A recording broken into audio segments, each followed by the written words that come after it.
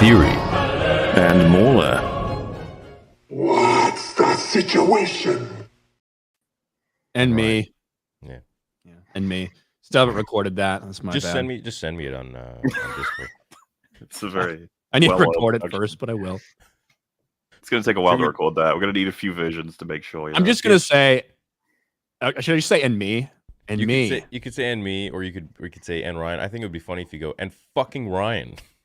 That would be funny. We would demonetize every stream. It will in the first 10 seconds. Yeah. Yeah, whatever. Worth it. It's people's super chats that make this stream monetized. That's true. What's up, guys? How you doing? Welcome back to another Monday Star Grift. Today we're going to be talking about a bunch of different stuff in Star Wars.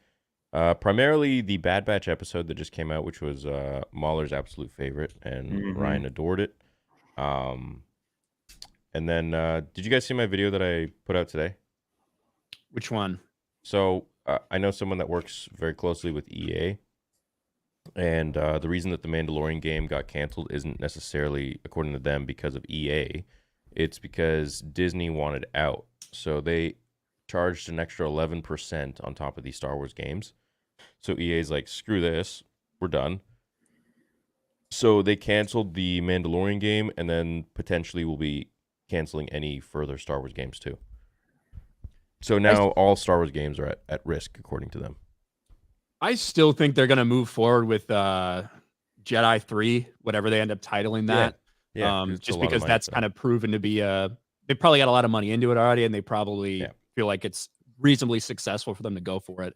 But yeah, the old the Mandalorian game that got leaked a week and a half before it got canceled. Yeah. So, which there was some people that were looking forward to that. To me, it sounded like essentially Jango Fett Bounty Hunter remade for a modern gaming era. Oh, yeah. That's kind of what it sounded like to me, except you get first person. And Yeah. in reality, if you can make the story work and do something with that, that would be kind of cool. But be awesome. Not gonna happen. Another Star Wars disappointment. Did you three hear about the Star Wars chili commercials? No. Do What's tell. going on in Chile? Chile. Mauler, do your American accent for the whole stream. No. No. It would drive them nuts. So what do you guys think of the episode? I feel like it's kind of back to basics for the type of Bad Batch, which is just kind of like a filler episode that's pretty simplistic. There's some kind of crazy things going on, like a 13-year-old gambling and in a bar, and everybody just watching it happen. Man, the street urchins are getting paid off a lot of freaking money. They're asking for 10,000 credits. Me and Muller were actually talking about this a little before stream, and Luke sold his used land speeder for 2,000 credits in A New Hope. This kid's asking for 5 used land speeders. Say which way a dog went. Yeah. It's tell him which way a dog went. In reality, I think Mahler brought it up. The Crosshair would beat the shit out of that little kid. Oh yeah, it would have been so funny. Yeah. And What do you if think you about want the end? About the reuniting. Yeah. What do you think's gonna happen? Think they're all gonna fight? No, I don't think so. I think that it's going to be like, him? He's the one that did this to us, Omega. How could you help? Blah, blah, blah. And it's going to be like, Omega's going to be like, well, guys, we're all brothers. You're all on the same team. And everyone's going to listen to Omega because that's what this show's really all about. Everyone listening to Omega at every opportunity. Yeah, that was pretty good. You should try it for the show. I think D. Bradley Baker's got it cornered. He literally does every fucking voice in the entire episode, except whoever the girl is. So I don't want to take away her role. No. I would never want to do that. I respect women.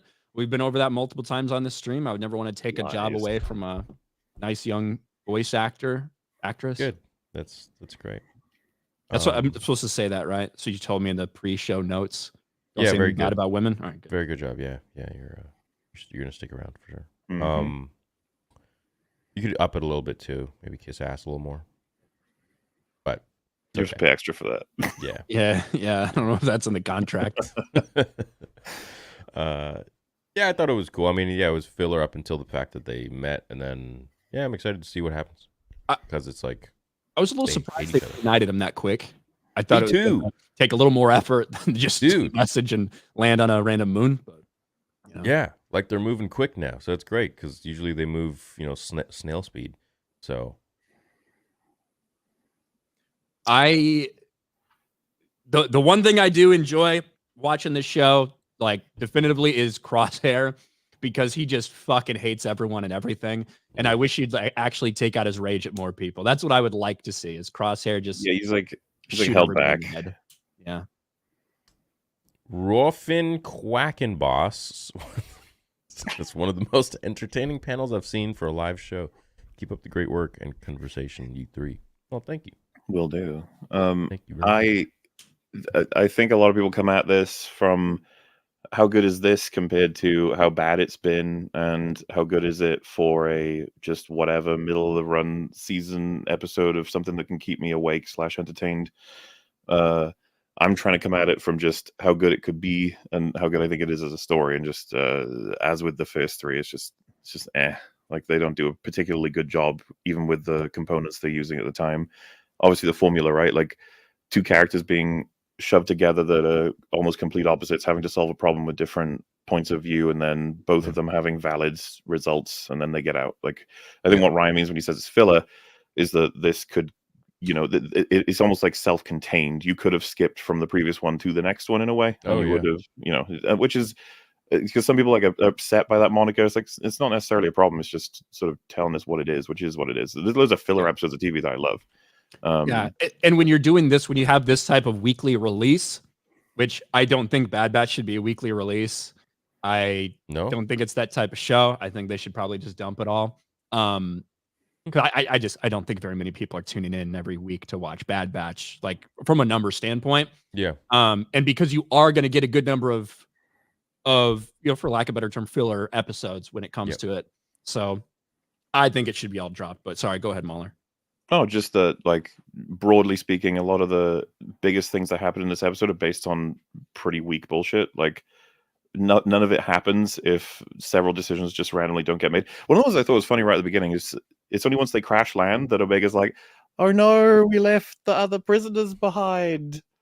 I was like, why the fuck did you bring that up at any other point? What the hell? Like, and obviously she brings it up then so that he could be like, there's nothing we can do from now. We got to move on. Blah, blah, blah. It's like, yeah, that's fair. But then I was like, wait, why didn't she just release all of the prisoners? It would have just taken one swipe on the data pad. Yeah, right? I don't like, and I was like, man, I wasn't even thinking about that until she brought up how they abandoned all of them. I was like, yeah, I guess you did. But like, I feel like Omega's the kind of character that would have foolishly let them out. You know what I mean? Like, oh no, I accidentally let everyone out. Well, not just that, but like she let. They're our brothers, Crosshair. Of course, we need to let them all out. Well, and I'm assuming Bad Batch is willing to go to this place, but what if she let them out and then a lot of them got shot? And Crosshair has to tell her, like, you shouldn't have fucking let them out because they had a chance. Like, yeah, they would have been captured and at least they had a chance, but letting them out meant that they had to kill them or something. Just something that she has to deal with like that. I don't know if that's too dark, but at the very least, they probably should have dealt with that a bit better.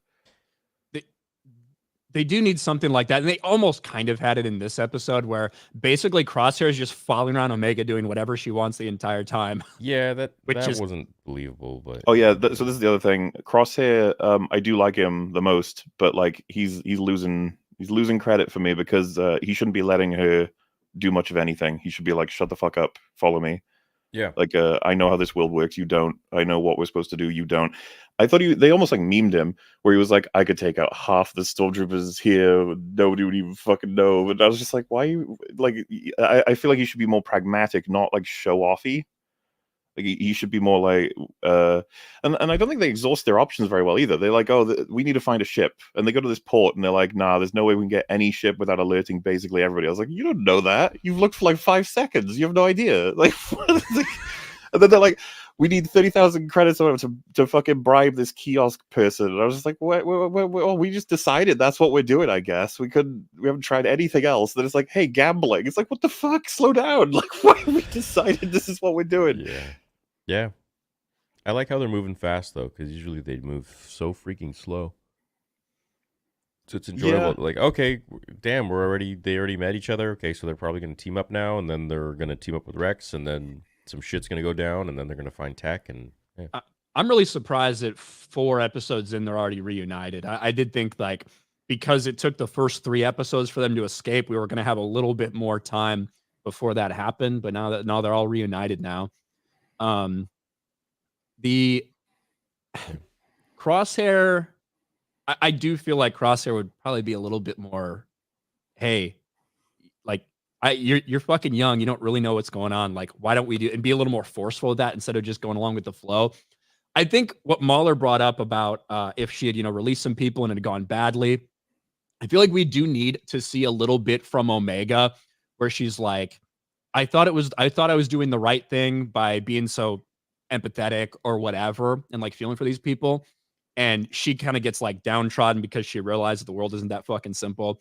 And then Crosshair can get a little softer and be like, listen, Omega, like, I get it. You were trying to do the right thing. Those things happen sometimes or whatever. And him like make him softer in that way, understand a little bit and trying to like bump her up after she has a failure instead of kind of what they've been doing. Well, but maybe that will come in this series. I think we'll probably see that at some point in the series. There's so many character opportunities I feel like aren't being taken advantage of. Imagine like she, gets, instead of a kid who knows that where the dog's gone, it's a man, so that we're a little bit more comfortable with beating him up. And the guy is like, yeah, fucking 5,000 credits. And then it's like, she says 3, and then he says 4. Yeah, and then Crosshair just pushes her out of the way and punches him, then kicks him, punch, and says, give me all the fucking information. That's nonsense. Yeah. But, and then you could just have that shot of her realizing, like, this is wrong, shouldn't do it this way, shouldn't do it. And then the guy says it, and then Cross is like, we got the information, let's go. And then she can be like, this, you shouldn't do that to people, blah, blah. You get that back and forth while the episode is unraveling, more conflict, more understanding of their approaches. And you could have done it so that he was doing his ruthless approach the whole time. She kept recommending like different ways of getting around things that doesn't involve hurting people. And then by the end, there is something she suggested that had they done would have made everything easier. That sort of reveal. And he's like, maybe I should take you a bit more seriously. As opposed to, I'll go gamble while Crosshair just watches the whole time. Literally, I don't fuck they're thinking with that. And then the stupid captain guy just is like, oh, I happen to be visiting the one bar that you happen to be in, and I happen to want to gamble with you at the same time. And then they happen to tell him about the crash ship just before she's about to leave. I was like, oh, this is so lame. Just like generic, evil, corrupt he was boring Empire officer. Yeah. No, he was horrible. Yeah, he was a bastard. Yeah, but I mean that's typical for Bad Batch and animated stuff. Everything just kind of it's a cartoon. It's I think what Mahler described isn't like super. It's not hard I to feel do. like I feel like that's not hard to do, and it's not like complex or anything. But it's something that gives you a little more than the do type of storytelling. It's very segmented, very like quick right now, which is great. Right. Right now it's and then type of storytelling. Yeah. It's this happens, and then this happens, and then this happens, and then this happens, and there's not much else to it. No, you're right. There's a lot of cartoons out there that people adore, like Mahler. for the storytelling in them. What's this? Oh, White Samari. How am I going to explain to them the White Samari law? That requires like a whole video that you'd have to see. It's too complicated. Okay, just appreciate that Samari is not spelt wrong. Fair enough. Will Longman be playing Battlefront Collection? Yes. Oh, so we got us all squad up. Ryan, are you gonna play? I'll play. Yeah, I already have it on Steam. I don't know if I can I get a discount or something on the next one if I buy it again. I have it on Steam too. I had to buy the whole new thing. I bought it on PC and PS5 because it's not crossplay. Well, it's not crossplay. It's not crossplay, Crosshair. Was watching Clone Wars Season 7. You can tell George was already setting up Maul as the big bad in his sequels. Used the EU too. Disney doesn't even follow canon. No, of course they don't. But Clone Wars Season 7 wasn't George. Yeah, that was Dave Filoni. Yeah. There was some stuff that usually like the Bad Batch episodes, like those were developed, before Disney took over. And even some of the middle Ahsoka episodes were, but those were massively changed with the Martez sisters. Ahsoka had a male love interest that was supposed to like play the role of the Martez sisters in a little bit of it, but they linked that up with the lore from Solo and things like that. Like the Clone Wars season 7 is 100% in line with Disney canon shit. Dude, I hated the Martez sisters. Did Pissed me off so much. Did George actually want Maul to be a bad guy in the sequels? Why did he throw his like half his body down the? Because he changed his mind a whole bunch of times. Oh. He's talked about that a few times. I think George has had a lot of plans for the sequels, to be honest. Yeah. Well, he was gonna sell it to Disney after he did 7 to kind of, I wouldn't say fuck them over, but to kind of like make sure that they won't change his stories when they have to go along with it because he started it. But then he sold it right before 7. At one point, he saw a statue of Darth Talon or something, and like put her next to Darth Maul and be like, "Hey, they're friends." And they're like, "Well, you know, Maul's like lived a long time before her," and he's like, "Oh, it could be a clone or something." like typical George shit. He just doesn't care. It's like when Samuel Jackson's like, "Jedi fall from high heights. He's alive." He's like, "Yeah, he can be alive. I'm fine with that." Like, fucking everybody's alive. Yeah, exactly. Well, between worlds, baby. And then he's just great at kind of like calming things down when people are like, "How do you say it? Is it at or at?" And he's like, "Well, there's lots of different dialects in the galaxy, so you can say it however you want." Yeah. Yeah, that's cool. That's fine, me. Yeah. Honestly, with the great start of the year that was Justice League, I've been absolutely addicted to Helldivers 2. It tickles the dude. I can't stop playing Helldivers 2. I'm playing that after this. I have I'm gonna be rating my own stream. What level are you? 27, 28? I'm like 16, I think. But yeah, it's good shit. It's amazing. Such a good game. Have you played it, Ryan? No, I have not. I've heard it's awesome. Dude. Smash the bugs. Save the human race. It's great. And the automatons. Yeah. I can't wait to see what they do with DLCs. J-Mac with a 50 bomb. 50 Damn, gifted memberships. 50? Damn, dude. Thank you. J-Mac is everywhere. Watches all the streams. Damn, Daniel. Crazy. So, chat, when the so some of you haven't heard this, but when the full site for Theory Sabers launches at the end of the month, members will be getting big discount codes. So random members, and every month will be not just one, but like many. So, and also in live streams and stuff like that too. So, member up, man. Whether you're a 99-cent member or the higher member you are, the more chance you'll get a discount code. But you're in there. My childhood became a lie the day that Luke Skywalker died from being tired. Finish the lyrics. Love you so much. Big fan of Mauler. Hey, Ryan. Hey. Yeah, that's that song. I don't know the song. You'd probably I have enough damage from that movie. I don't need a song about it. I'm watching the Clone Wars for the first time. I'm in season 3. It's a mid-show at best. Okay, we'll just wait till season 3, bro. That's where it starts to really pick up. He's in season 3. Theory, you got to dread my review of season 1 and 2. You're going to be like, ugh, here we go. Well, season 1 and 2, I mean, yeah, like, it's kind of slow, and, you know, some people really love season 1, but season 3 and 4 and 5, ooh, that's some real Star Wars lore right there. It's great. I'm really excited for Mauler's reviews. That's all I'll say. I told him that this episode of Bad Batch is like, get used to that kind of type of formula. Yeah. For literally all at TCW. Yeah. You know, so we'll see what happens. I've been looking forward for Mauler to review TCW for a very long time. I think you'll love it.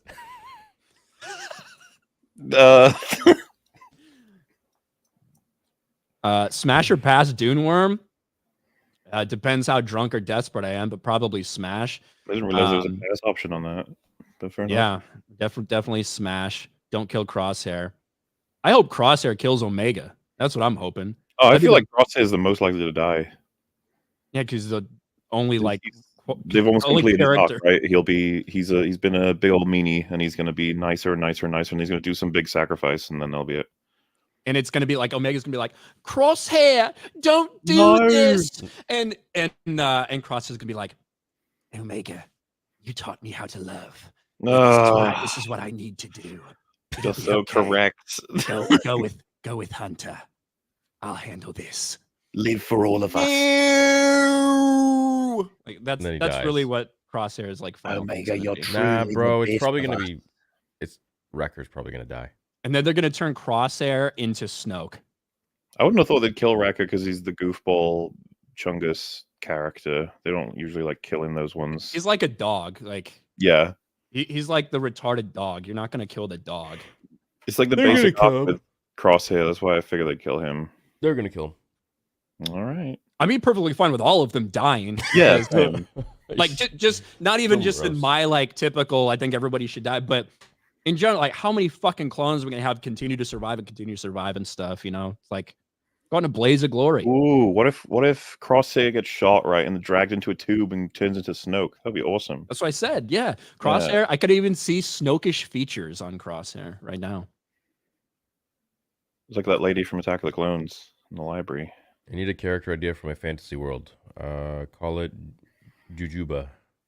Ooh, good one. He's made of jujubes. I took in an outdoor cat and named it Bane after Darth Bane. He's black, a fitting Sith color. I wanted to name him N-word, but wife said no. Oh,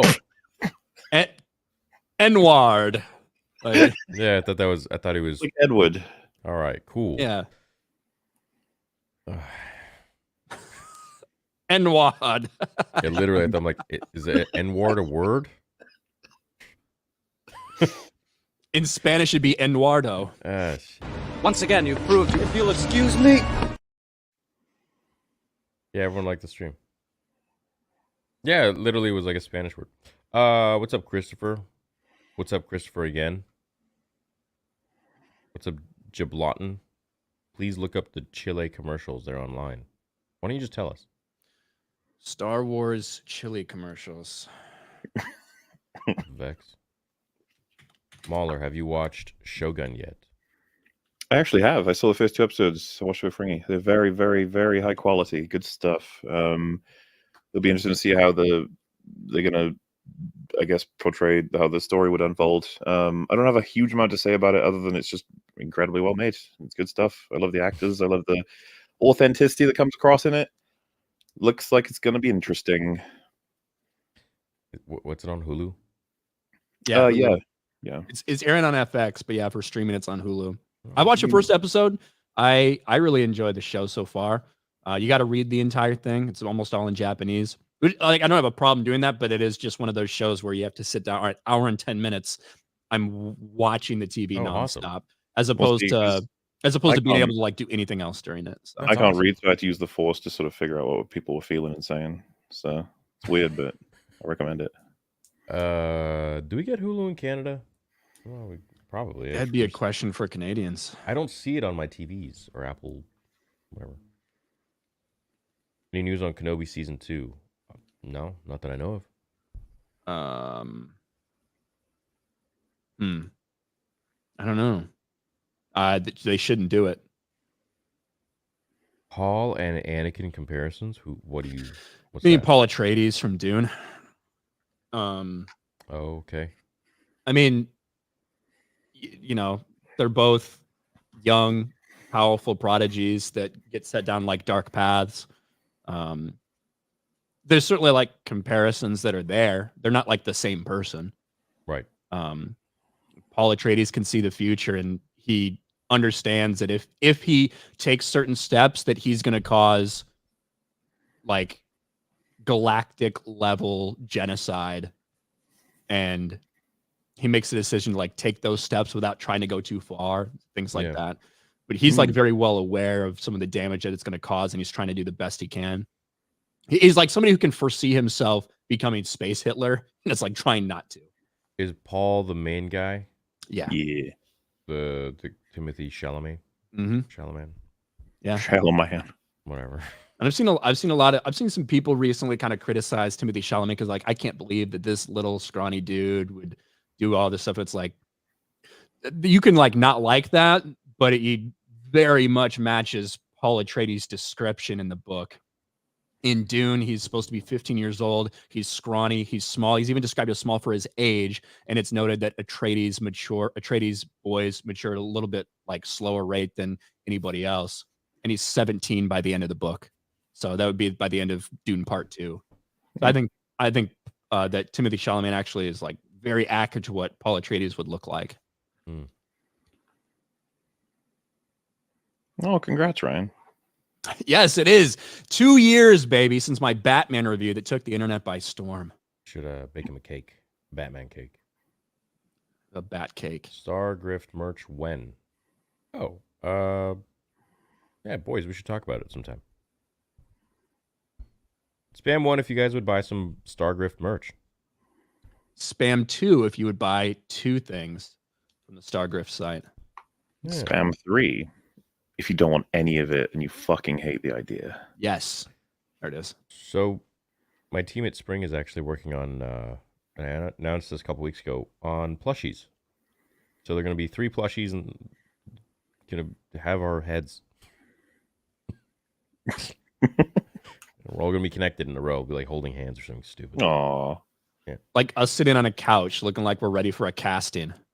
Well, I mean, you'd just be representative of us all getting ready to watch Bad Batch together. Yeah. Yes, that would be true. Is mine going to be frowning? or. I think yours is going to be like angry. Mahler's just going to be Mahler. And I don't know. I'll have to do something. You're going to have a happy look on your face. Am I always happy, though? I don't people are think still so, trying to no. figure out. Or maybe I'll be crying. You could be crying, yeah. There you go. Because that would be when Mahler's reviewing TCW. Yeah. What's up, J-Mac? Thank you again, man. What's up, Justin? Damn, J-Mac with 20. Praise be to Space King. Who's Space King? Me. Okay. Nice. I served with you, Avinda. My brother. Gladiator. A Helldivers thing? No, Gladiator. Oh. Maximus, I served with you at Vendimoda. Well, you men. Maul's return was to be a poor replication of Vader, Grievous, but with powerful acolytes, New Order filling Palpatine's power vacuum. Lay it on top, yo. I'd be fine with Lay on top. I don't know how that would have gone over, man. Like episode 7, it's revealed Maul is back. I feel like the people who are following the movies from 1, 2, 3, 4, 5, 6 would be like, what the fuck? They would have had the exact same reaction as the dozens of people who saw Solo in theaters. Okay, so essentially, wait, you guys know about the sequels, right? That George wanted to do? Yeah, well, I know about the Wills and a bunch of other stuff. No, so he wanted to do in 2019. But a lot of different versions of what George has talked about for his sequels. Yeah, but in 2019, he did an interview with Paul Duncan, who I got to talk to, and he said that his version of the sequels would have been Darth Maul coming back, Luke Skywalker putting together a new Jedi Order, and Talon being the new apprentice to Darth Maul. And there's a big power vacuum in the entire galaxy because of Palpatine's death. So on different worlds, there are stormtroopers that are trying to kind of act like the head honcho and take over, and there's just everyone's fighting each other, all different syndicates. And it's just like a crime-ridden sort of galaxy with no one really knows what the fuck's going on. Mm. So Maul comes in, fills in the void, and trains Talon. She's extremely powerful. Leia becomes kind of the chosen one and is leading the rebellion. She's still a politician. She doesn't want to be a Jedi. And she's leading the rebellion, or the new Republic, whatever. And this is and Darth Luke- Talon. yeah. Cool as shit. She And fucks. Luke has to fight Maul, and I guess Talon probably fights Luke's apprentice or something. Yeah, we've heard a lot of different things from kind of George over the years of what he really wanted to tackle in the sequels, really getting into the wills, really getting into like that type of Force stuff. I think a lot of it is all kind of combined. I think he probably would have got into that along with some of the stuff he's talking about. On the outset, me hearing that, don't like it. Mhm. You know, like when I heard him talking about that, but it's gone through multiple evolutions. If you remember in 2015, right before the premiere of Force Awakens, he sat down with Stephen Colbert and talked about, he said, well, this isn't really my movie. This isn't my plan. Everyone's always known I've wanted to do a story about the parents, the children, and the grandchildren. And he makes an aside. He's like, those are all in the novels and comic books and everything. And then, when he's talking about his sequels, he's talking about the Wills. He's talked about the Darth Talon, Darth Maul stuff. I would love to see it. Yeah, it'd be cool, man. Be really nice. Unfortunately, that ship has sailed. Mm-hmm. Oh, guys, I wanted to talk to you about. Well, fuck it, I'll do it right now. So I'm teaming up. Do you remember a little while ago I announced I'm doing like a Luke deep fake thing? I remember. Yeah. Yeah. So that is we're now changing that to deep fake photos, and we're gonna be telling a story. So what I want to do is I want to redo the whole sequel trilogy, but in fan fiction style, and every single image is gonna look like a legit screenshot from a film, but it's gonna be like deep faked and all that stuff. So would you want to come in on me with this and do the script for the sequels? We could literally create a whole new thing starting after episode 6 and create something really cool. Yeah, I'm more than willing to look it over and give my feedback and stuff. It's gonna look real. I'll show you some of the images of the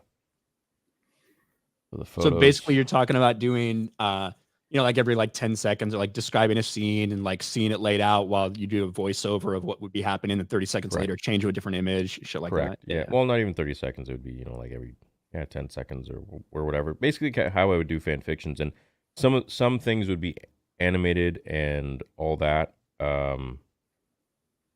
So for example, here's one photo that we've done.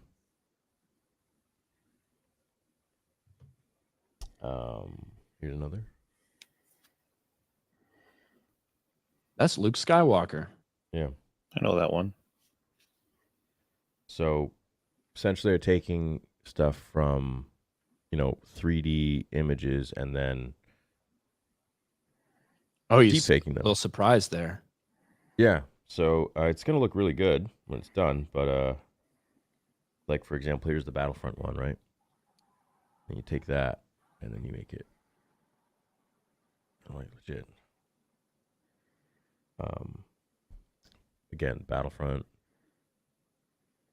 And then okay, yeah, there you go. Yeah. So I think it look cool, man. And there's gonna be some stuff that's gonna be moving. Let me try to find it. Let's see if I can get it. Here's one image. These are all, yeah. No. Can really do anything. Sky's the limit.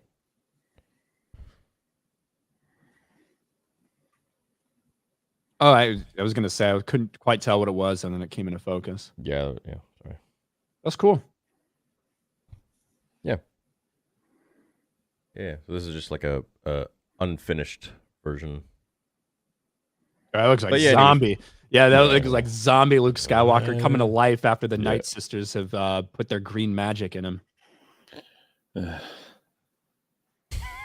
What'd get you started, Mauler? The fucking Night Sisters, that as a concept in and of itself is already too much for me. Why?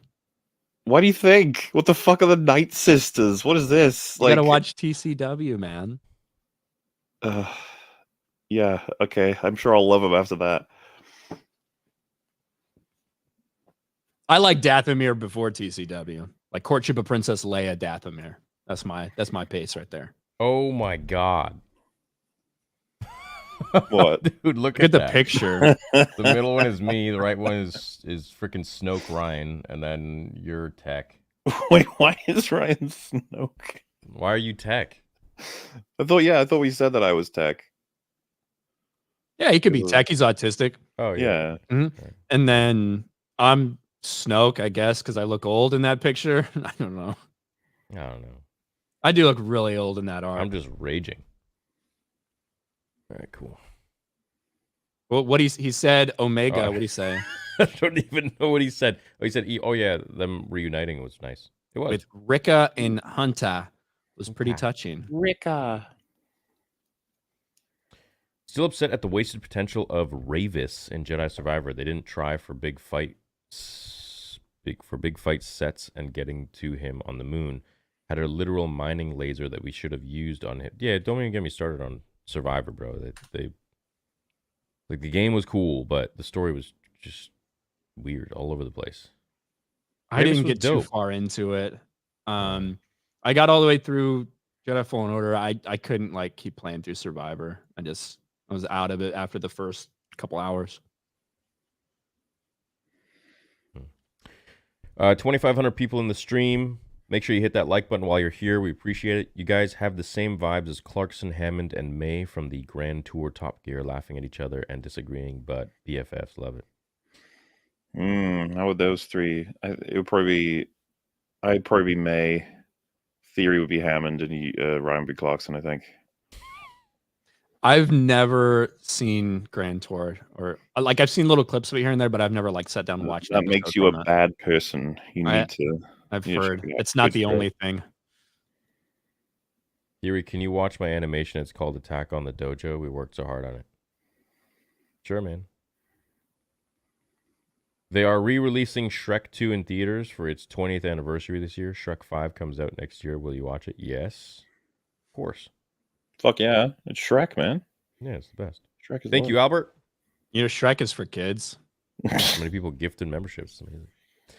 Watched Nerdonymous Apocrypha videos, and I'm so sad that he doesn't have more vids. Thank you for the rec, Mahler. Hopefully one day he'll return. Fucking, he's the chosen one. Enough emails from Mahler, and he may return. Enough emails from everyone.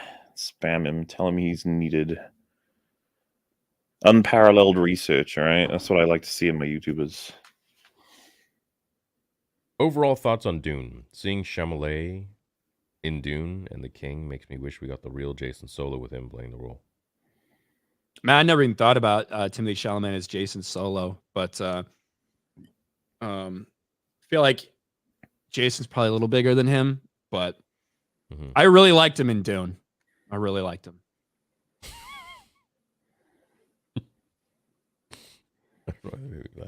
that was really funny to you. Yeah, Timothée. So Dune is the Star Wars of this generation? Let's hope we can change that. I don't think that Dune is as accessible as Star Wars is. Dude, no offense to Dune fans, right? But like Dune, the first one didn't have much impact at all in terms of cultural influence, like the movie. People have talked about it and people very much appreciate it, me included, but it's too distant from mainstream. I think I was on a stream and Robert My Burnett said, he just summed it up as easily as, do you think a guy like me has a chance with her? No. He said, like, that doesn't exist in Dune. That kind of chemistry of character and like it just makes it hard for the vast amount of people to have it stick in their minds.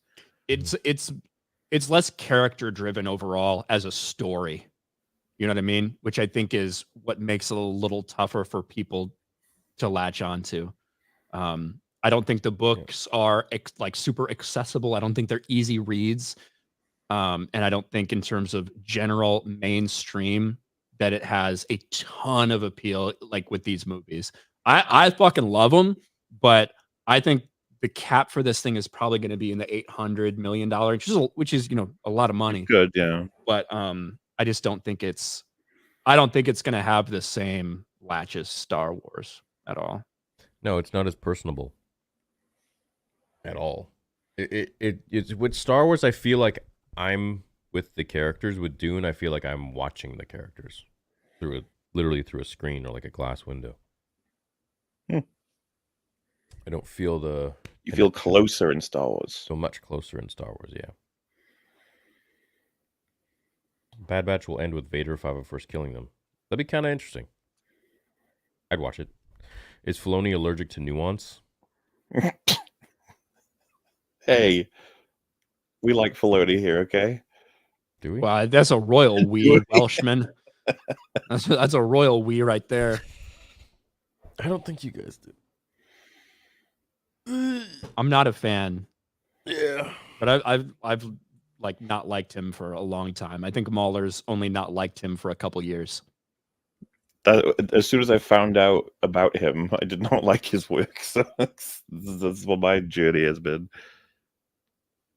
I think Mahler will like some of the clone arcs in the Clone Wars, but not much else. What I do you think reckon, he's gonna Ryan? like a few arcs. Is he gonna like the Umbara arc? I think so. But I wonder what he's gonna think about the Mortis arc. From the little I know of it, I sound. I still sounds don't even weird. know how I feel about it. And it's been over a decade and a half, so I almost. find it backwards that Ryan is the one who can read while Mahler can't. All right. You think I'm fucking retarded or Love something? the stream. I told you, I read with the Force. It's way easier. Ryan will do it eventually too. Gay test. Yeah, Nice. you do it. God, the gay test, that's a meme from it's a meme from Geeks and Gamers Daily from today, because in a video I was recording it on stream basically, and I put it out last night. On one page, there's like an ad that's I just gotta show you guys. I'll pull it up while you're talking. Oh God. I want to take the Mahler. gay test. Tony Gilroy gets to write for Vader if Filoni gets to write for Luthen Rail. Do you take the trade? Okay, the more straightforward question is: would I sacrifice Andor season 2 for a like really solid, I assume, Vader movie? I guess the answer to that is kind of probably yes, because the scope of like a really excellent Vader film could be huge, and it could actually like reinvigorate Star Wars in a good way. But it would be sad to watch Filoni try and write for Luthen Rail, because he's basically the good version of Thrawn, right? Like he's supposed to be a big, commanding, ruthless sort of chess player to the point where he'll sacrifice people easily for the sake of like the overall fight. I look forward to seeing what they're going to do with him. And from what I've seen from Skarsgård and Gilroy's comments, Andor season 2 looks like it'll be on point for sort of finishing Luthen Rail's story, so that'd be cool. But yeah, I mean, I understand the value of having a well-written Vader, so it would be really cool to see. Would be nice. Yeah. I don't think Deborah Chow really knew what she was doing. Not really. Oh, look, listen. You hear about Flaming Star becoming a Vandal. You'll read Yeah. out the N-word, but not White Samurai. The Maori. Samurai. Wow. Anyways, when will Theory be on EFAP? We can probably set something up eventually, but yeah, Flaming Star is Boogie's personal mushroom person, and he is He's a drug dealer who vandalized his house. yeah, he spray painted pedophile on his fucking garage and then broke his windows and stuff and says he wants to kill him. It's insane. The story is unfolding like as we speak. Because of What Magic is the it? Gathering cards. Yeah, but also he told Boogie that he could sell his cards for like a lot of money, and Boogie gave them to him, but then like wanted them back, I guess, because he didn't want the sale to happen, and so the guy considers that like stealing at that point because they agreed. I'm not sure of the full story. People in chat probably know, but it's Who's fucking Boogie? insane. Is that YouTuber? Yeah, Boogie 2988. Oh yeah, him, right. Yeah. He's fat. So this is the video I did the other day, and like in a couple seconds, I'm gonna switch screens and look at the ad that's there for like 3 fucking seconds.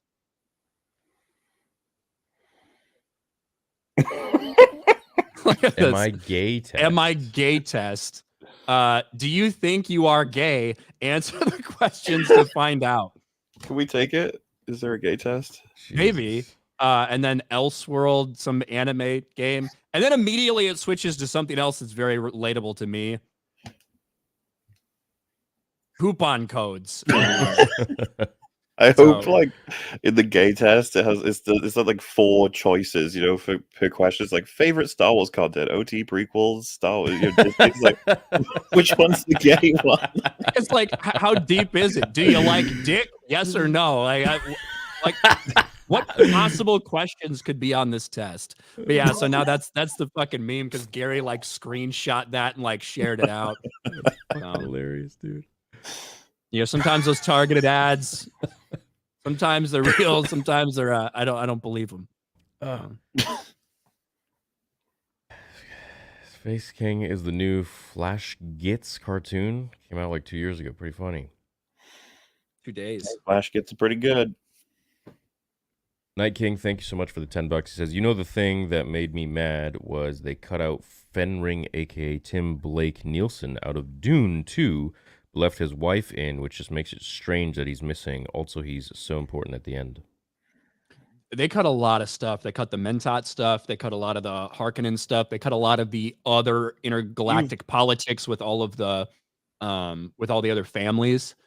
You're familiar with the book, are you, Ryan? Yeah, ish. I read it once. Yeah. So. So what I've seen, which is pretty interesting, and I can't be a part of the conversation because I've got zero passion for Dune, and the films I thought were very good, but I've got nothing else to say, you know. But I've seen people are quite pissed that it's not being criticized more for how unfaithful it is. I think the most unfaithful thing is really the only thing that bugs me at all is the change in Chani's character, in Zendaya's character. And I don't even really have a problem with it until the very end. And I don't want to spoil it for people here. It's hard to get tickets still to even IMAX screenings. So I don't want to sit there and spoil it, but her character is different. And to me, throughout most of the movie, because you get a lot of internal dialogue and the thoughts and visions of what's going on in the book itself. I feel like she's supposed to be a representation, let you know that the change Paul's going through is not good. Like she sees where it's heading. It's not going to be good for her people or whatever. But it's the very end sequence that I really have an issue with. That to me is really the only real bad thing about the adaptation. Now, I think certainly should be criticized for maybe some of the stuff it left out. But I don't really know how you do a 2-movie adaptation of a book that's not, if each movie being 4 hours long, and get all of that stuff in. Like I said, they left a lot of stuff out, but in terms of changes, that's really the only like big change that I had a real big problem with. Someone just said, what are you going to talk about Bad Batch episode 4? We already did. We can talk more about it though. What did you think about bringing a dog into a bar? I mean, it is Star Wars. I didn't know if that's like, is that normal or not? I don't know. I don't think so. Not really. Though it is funny that when he wanted the dog to fuck off, right? Crosshair walks the dog outside and then leaves him. Leaves him outside, I guess. Had Crosshair stood with him, or Crosshair just moved in the room, like moved him to a different part of the room, then the rest of the episode didn't even happen. Yeah. It's so weird with like the writing choices sometimes. Yeah. I like how they just fucking decided, hey, fuck this bribery shit. We can just, break in here and steal a fucking vehicle.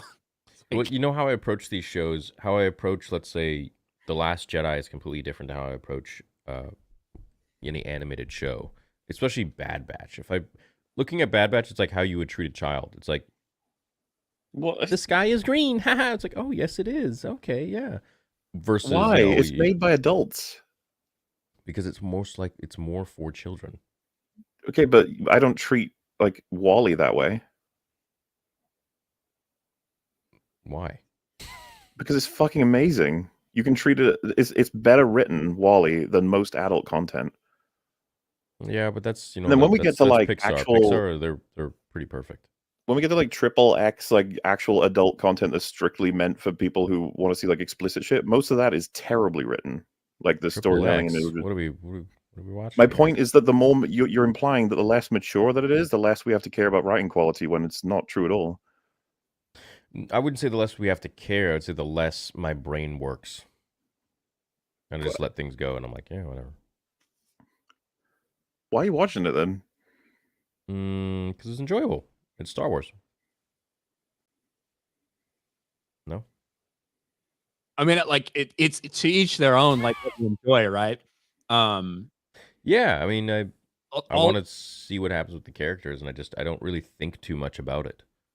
to me, all the best franchises, whatever they are, whether it comes from books or whether it's movies or animated stuff, all the ones that are, even if they're intended for a younger audience, whether that be, 10-year-olds, 13-year-olds, 15-year-olds, the ones that kind of stand the test of time are able to encapsulate everybody, and they're adults as well, Yeah. even if it's not necessarily geared towards, well, you must be 21 years old to understand or enjoy this.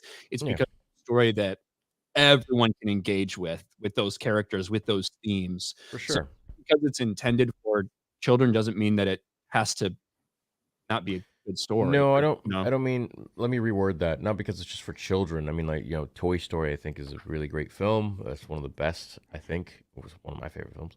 But it's like a lower budget Star Wars side project that like really has no. It doesn't matter if it takes place or doesn't because the main characters are still doing their thing.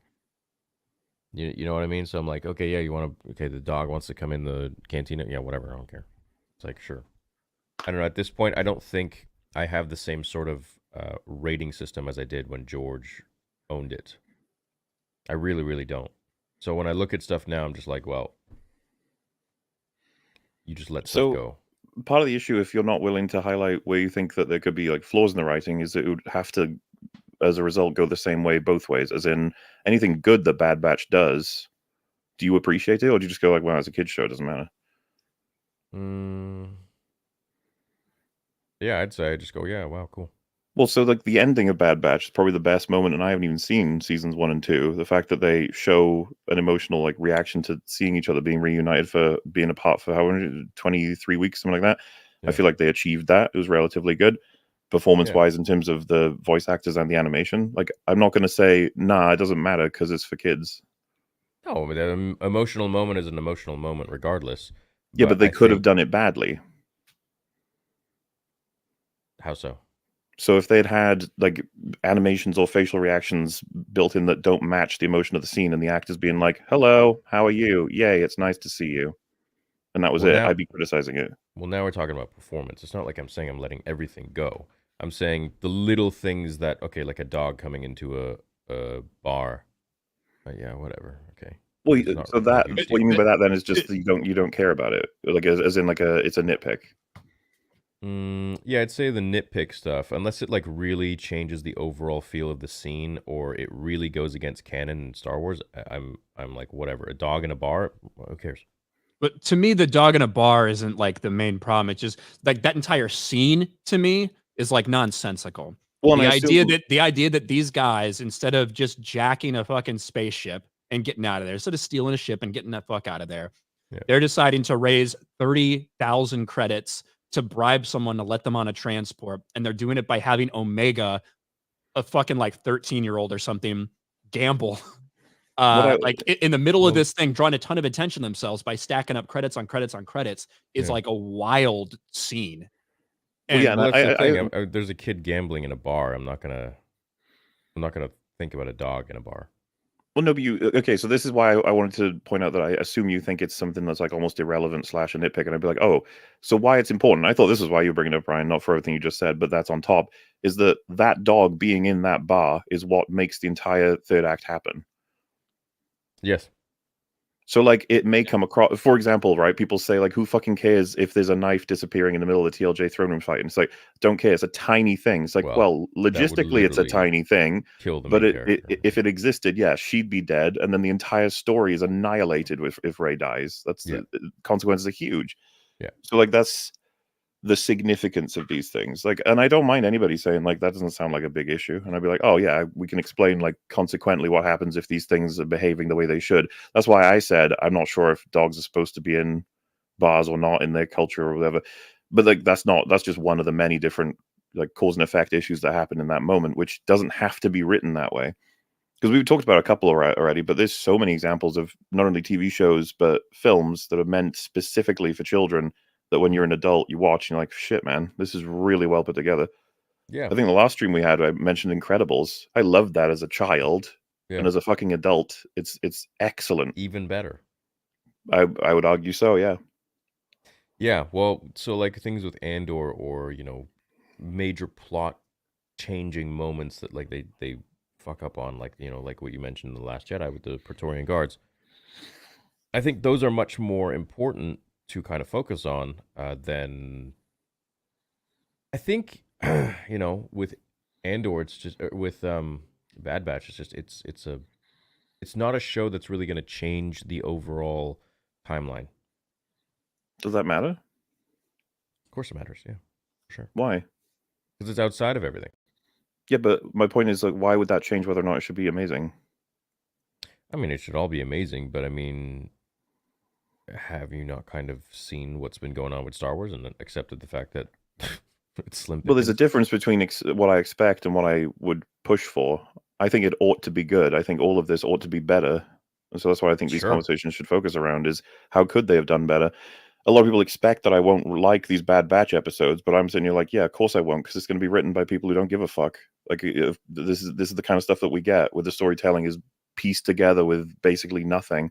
Meanwhile, there's TV shows that I'm watching right now that are doing way better than this. We were just talking about like Shogun or whatever, right? Yeah. Those are different ones that are going to have a very specific interest in making everything follow along from everything else. Bad Batch might nail a couple of emotional moments. I think the speculation on the sacrifice of one of these members of the Bad Batch will probably do that fine, because it's pretty hard to fuck that up. But the thing is, John CJG from good old Arby and the Chief once said this. I can't remember which video it was, but that if you think of narrative payoffs as a big truck that's going to slam into like a wall, every episode beforehand is loading dynamite in. And every time you miss the opportunity to throw another stick in, the explosion's just going to be lesser by the time we get to the point.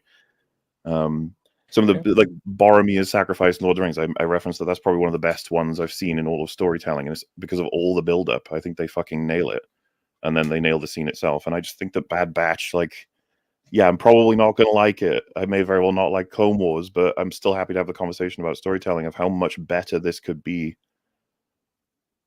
And I don't think that we should say like it's for kids, or that it doesn't have a significant impact on the overall timeline, or that it's small, or that it's filler. Anything that would sort of distract us from wanting to push for these artists to do better. Well, I mean, in a perfect world, sure. In a perfect world, there's a lot of things that I would change, but I've kind of just sat back and accepted the fact that some of the projects are, because there's so many cooks in the kitchen, that some of the projects aren't going to be as good as the others. So like Mando 1, for example, isn't going to be comparable to really anything else, because I feel like that was probably one of the best Star Wars projects made. Tales of the Jedi, the Dooku episodes, I don't think there's going to be a single Star Wars project that's better than those three to date. That, for me, that includes Andor, it includes everything else, Bad Batch, whatever. When I look at Bad Batch, I see something that's just like a sort of extracurricular story that they're just making for kind of fun, to complete George's sort of ideas of the Clone Wars and what happens inside of that and the characters within it. So when I look at it, I'm not so meticulous and so unbelievably like difficult like I am with the Skywalker saga. You know what I think the reason for Bad Batch existing is? To explain away the sequel trilogy and lead up to the sequel trilogy and explain Palpatine's cloning shit. I hope not. That's what the purpose of Bad Batch is. I really hope not. I really hope that they're doing something in between. So like the Project Necromancer thing is just Palpatine bringing himself back, and he does, and he's successful, and there's a young version of him, and then somehow it gets killed, and they lose the files to recreate it or whatever. It was like a 1 in a trillion chance. Yeah, because I feel like ever since from the very first couple episodes of Bad Batch, we find out how like important Omega is and she's special, like blah blah blah. That's all been setting up for this M count bullshit. Like, yeah, and all leading up to this, which is tied in with Mandoverse, M count, getting Grogu, like the cloning stuff. To me, it's all about leading up to the sequels. That's like that's why they greenlit Bad Batch to begin with. Yeah. Which is why, I mean, even though, yeah, you're right. Episode 4 of season 3 of something might not have these massive impacts on the overall like story of Star Wars, but it is all part of the story of Star Wars. I'm not saying it shouldn't be perfect. I wish it was. But if I were to sit here and kind of nitpick at literally every single thing that I think is wrong, I could do that. I could rip apart every single moment of every episode of everything, and or Tales of the Jedi, Bad Batch. But then I'm not having much fun anymore, and so I'd rather focus on the really big important things that are like lore breaking, that are character breaking, instead of being like, oh, well, there's a fucking dog in a bar. Oh, that's just stupid. That really destroys the plot. It's like, yeah, it does, but okay, whatever.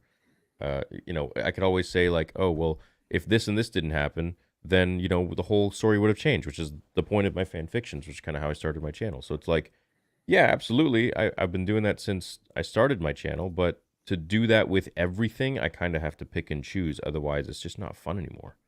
So when I do that with something like Empire, I end up finding things that are really well put together ahead of time, like all meticulous decisions that are made in order to push to particular payoffs, but they have to justify everything.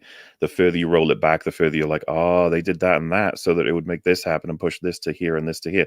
Right. Like, I see so much design in the original trilogy that it's impressive at times, right? Like giving Luke his prosthetic hand as early as Empire, and having that payoff in Return of the Jedi where he looks at it is fucking beautiful. Yeah. And it's something that you have to set in line a while back before you can make use of it. Or at least they did, is part of the point. And I'm just a person that derives a lot of fun out of seeing them meticulously craft like excellent storytelling and whatever it may be. I don't have fun when, say, for example, someone says like, "Oh, geez, we're stuck here. What are we going to do now? We can't get out unless we have a gun." And then a gun falls out of the sky, and they're like, "Ah, there we go." I'd be like, "What the fuck?" And I if someone fully says like, "Well, agree. it's more fun for them to have a gun in this scene," I'd be like, "I don't give a shit. I'm not having fun now." Like, I fully agree. But see, the way I kind of look at things is like, let's say you were boxing against someone of your size and age and skill level. And then you take someone who is, let's say a child. Let's say you're boxing a child. Let's say you're boxing your kid, if you have one, or if you ever have one. Would you not expect something different? Would you not tone your level of aggression down against the child? so would I do that against Toy Story? No, because Toy Story is an amazing film, right? But So if do you something see is the core if factor something isn't what it's aimed at. The core factor is how fucking good it is in the first place, it looks like. right, but if something is proving to you that it's really not up to par, then you can only expect a certain limit from it. Considering I've already got like moments I like and moments I don't, I already don't know exactly what I'm getting from this show. Like, I appreciate the final scene in this. I quite like the way that they There's frame. moments you like in Bad Batch? Yeah, I already said like their reunion I think was pretty good. I haven't even seen 2 seasons of it that would make that a lot more meaningful to me, but I think they nailed it. And I like the standoffish sort of nature with them and Crosshair, which again, I've not got all the context for why they don't like Crosshair / they don't like each other or what their history is, but I've understood it from the context of the scene, and I He think they betrayed presented them. it pretty well. Exactly. Well, my point is that I recognize what's being done well, and then I see how they run out an episode like this, which a lot of people could say like, it doesn't fucking matter, dude. It's like episode 4 of a season that's really long in a spin-off show of a spin-off thing that nobody cares about. And I'd be like, I never stop caring about how good storytelling can be in all angles. And Star Wars' health is it's everywhere, right? It's throughout all of its projects. If it were good everywhere, it would be a juggernaut. It's not. No, it's not even good in any way, some of really. it's on life support, and some of it's like average health. I'd say that's probably the best case. Well, Well, like Tales of the even Jedi, I think is probably top tier health, but I've argued on biased. other streams that if Andor had come out right after Rogue One, like right after it, it would have been way better received because people would have Probably. given a shit. Probably, most likely, yeah. But Yeah, if but it I comes mean- out around about now, if a great thing for Star Wars comes out now, it's like, yeah, it's in trouble because it has to earn back a hell of a lot of trust, which it Well, probably won't do. All of that got destroyed with The Last Jedi. And Well, Kathleen Last saying that Jedi, Solo, and Rise of Skywalker, there was a big old clusterfuck. it destroyed everything. Rogue One coming out was, I would say, after that was peak Star Wars time, and before the Last Jedi trailer, or during the Last Jedi trailer, before the launch of Last Jedi, that was probably peak Star Wars excitement. Yeah, You could peel an egg and just write Star Wars on the egg, and it would people would watch. It was I that. was hype as fuck after that Oh, it was TLJ so hype. trailer. It was so hype, dude. Yeah, I know. And then it just. That's why I wonder is is there any way to bring it back to that? And I need, still think there 2 to is 3 good movies in a row. phenomenal ones. Not like good. We need something that's insane, mind blowing, like holy shit. Did George write this? Did George get involved with this? What's the deal? I think even if if you put out 3 movies that are 7 out of 10s, that'll get people back. Yeah. Honestly, I don't think That's why I the said bar good. for people to jump back in is really that high because people want to love Star Wars. So. Yeah. No, you got to do a 3-hitter. So you got to do it once, and then people are like, okay, it was good, but how many times we had one good thing, and then they fuck up the rest. Then 2, and oh shit, this next one was also really good. And then 3, everyone's back. Well, not everyone, but 90%, I'd say.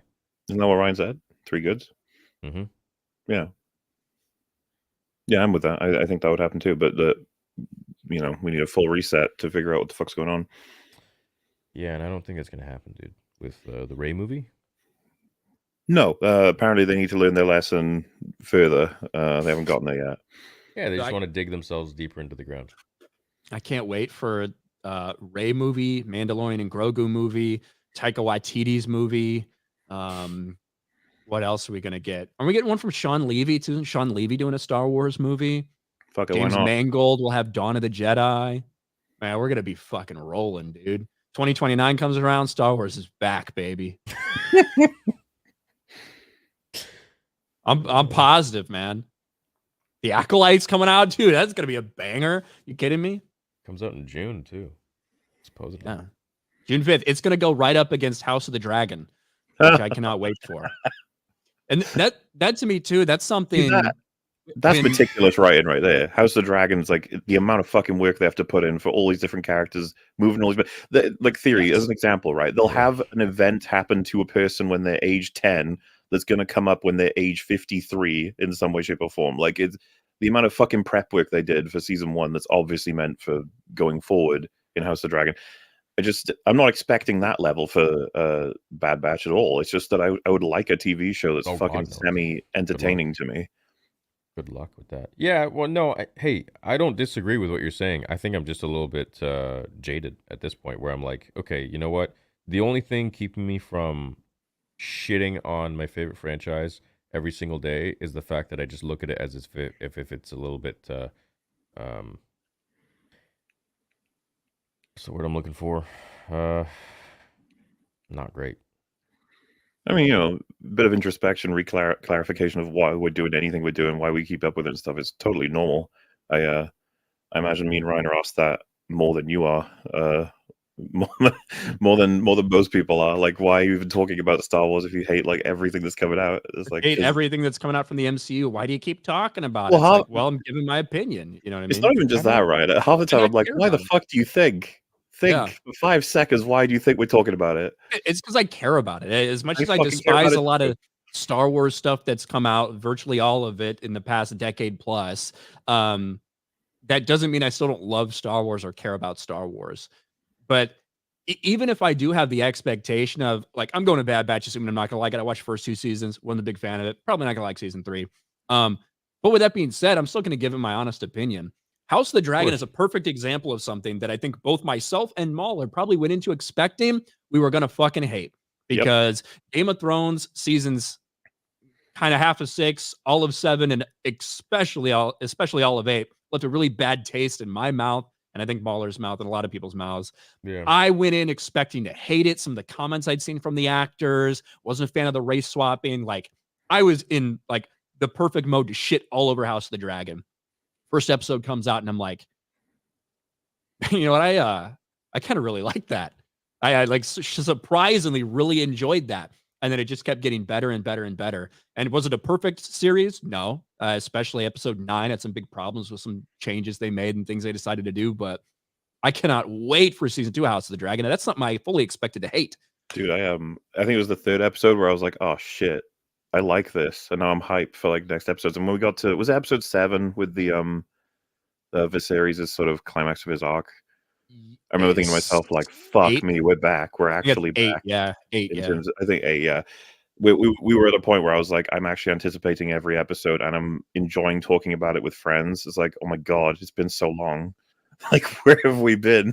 And it's funny because I think to an extent that desire to be in that mode, sometimes you'll like try and push us in a sense, like you'll push yourself to that mode regardless. Like if something's like sort of working, or if it's nearly there, you might be like, well, it's so much fun to be in the mode of like celebrating a piece of fiction with everybody, feeling like a meaning from it.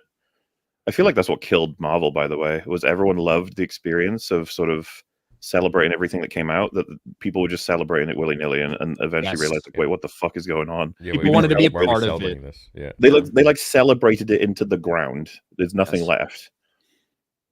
And now a lot of the tourists, in my opinion, a lot of like the tourist type of fans who like come into something when it's popular and then leave when it's no longer popular, they have kind of left the MCU. Yeah, they're gone. Well, and then the people who want to celebrate it have now come to like. Have you seen like?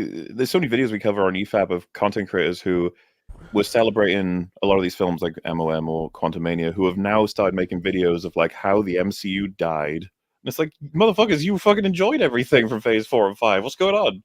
Like, if you want to call out the quality in retrospect, I do think that there's a fairness to that because we can get blinders on from enjoying things as community sort of approaches, but. Again, doesn't that circle back to the value of having assholes like me and Ryan?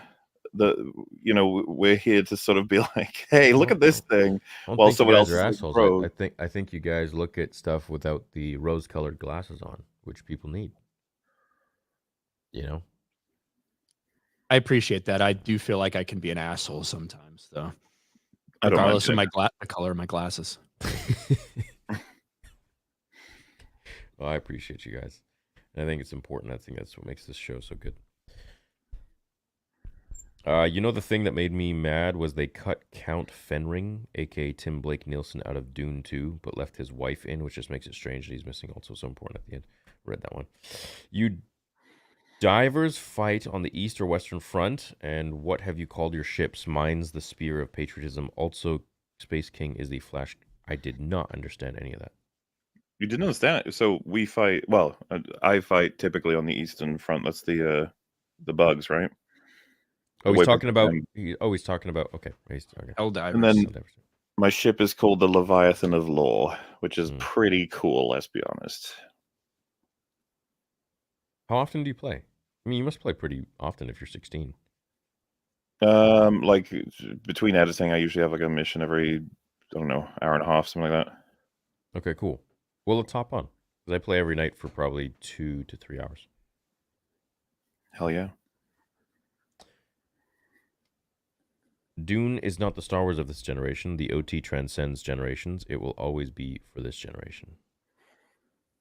I mean, yes and no, right? Like, yes, they'll always be amazing and everyone should show their future generations it, but no in the sense of we don't quite have a binding fiction in culture right now that we all think is awesome and inspiring. Nothing brand new anyway. Yeah, Star Wars was a cultural phenomenon when it came out. You know what I mean? Like, yeah. So that's more what I feel like they're talking about when he mentions that Dune is the Star Wars of this generation. The type of the legitimate hype phenomenon that it was. It was one of the biggest movies of all time in 1977 when it came out. What are your thoughts on James Gunn's Superman movie having a budget of $365 million? He's coming to my state of Ohio and getting $11 million tax credit. I wish I got tax credits. Man, if he fucks it up, good God, DC will be in trouble. Yeah, I think that you're setting yourself up for failure because if your projected budget is 365, you're assuming you're going to get some tax credits, maybe bring that down to $300 million total spent.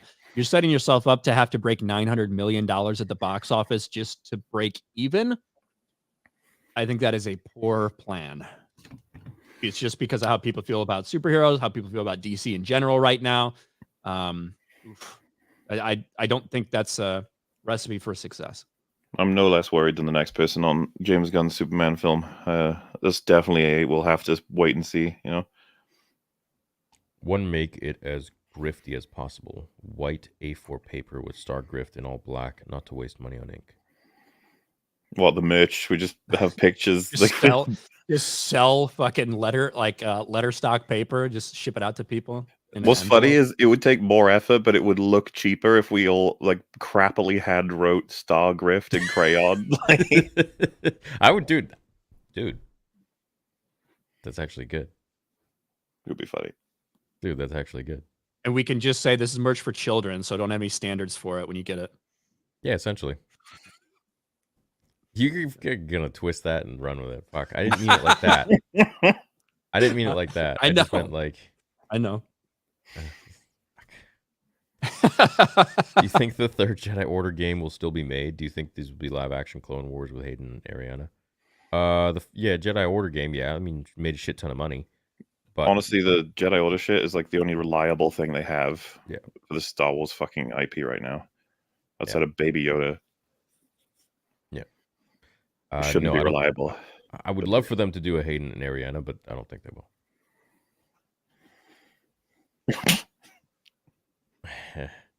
Frick, Mary, Kill, Watto, Jabba, Salacious Crumb. Well, I can't. Well, rest in peace to the voice actor for Salacious Crumb. You were about to say I can't. He just passed away, so I can't do that. Oh, that's what like makes you not want to do that. That's one? what makes you stop on Salacious Crumb. That's the end. That's the end of that one. Yeah. Unfortunately, guys. I would kill Watto. I would marry Jabba, and I would fuck Salacious Crumb.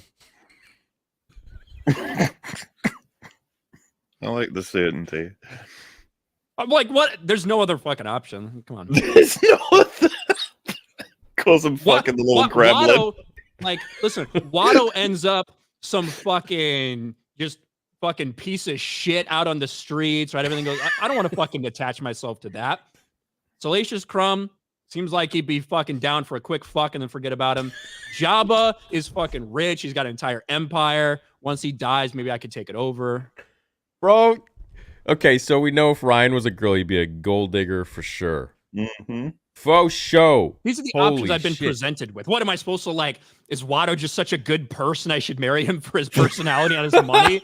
Bro's already going for the money. Be like, Jabba's rich. He's got money. He's some fat, fucking disgusting criminal who's rich.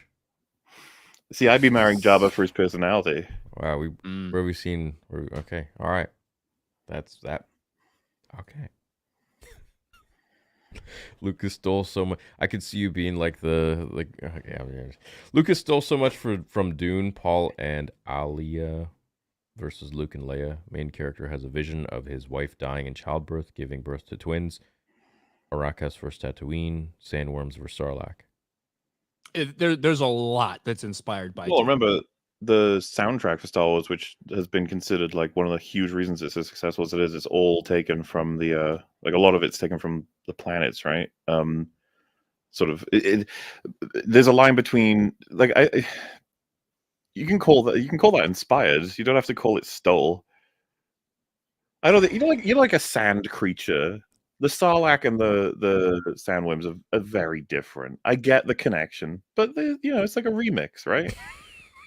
Nothing wrong with a remix. Whatever it takes. Get the money. And I mean, what does it mean if Dune wasn't able to capture what Star Wars did? Does it mean that Star Wars stole it and showed people where Dune couldn't, or something? Or does it mean it synthesized it into a format that Dune wasn't as effective in? Like, everyone takes inspiration from everyone. As someone who hates plagiarism, I think we're chill on Star Wars being very much inspired by Dune. That's okay, and it's cool. And I kind of like spotting influences in great artists, right? That's awesome.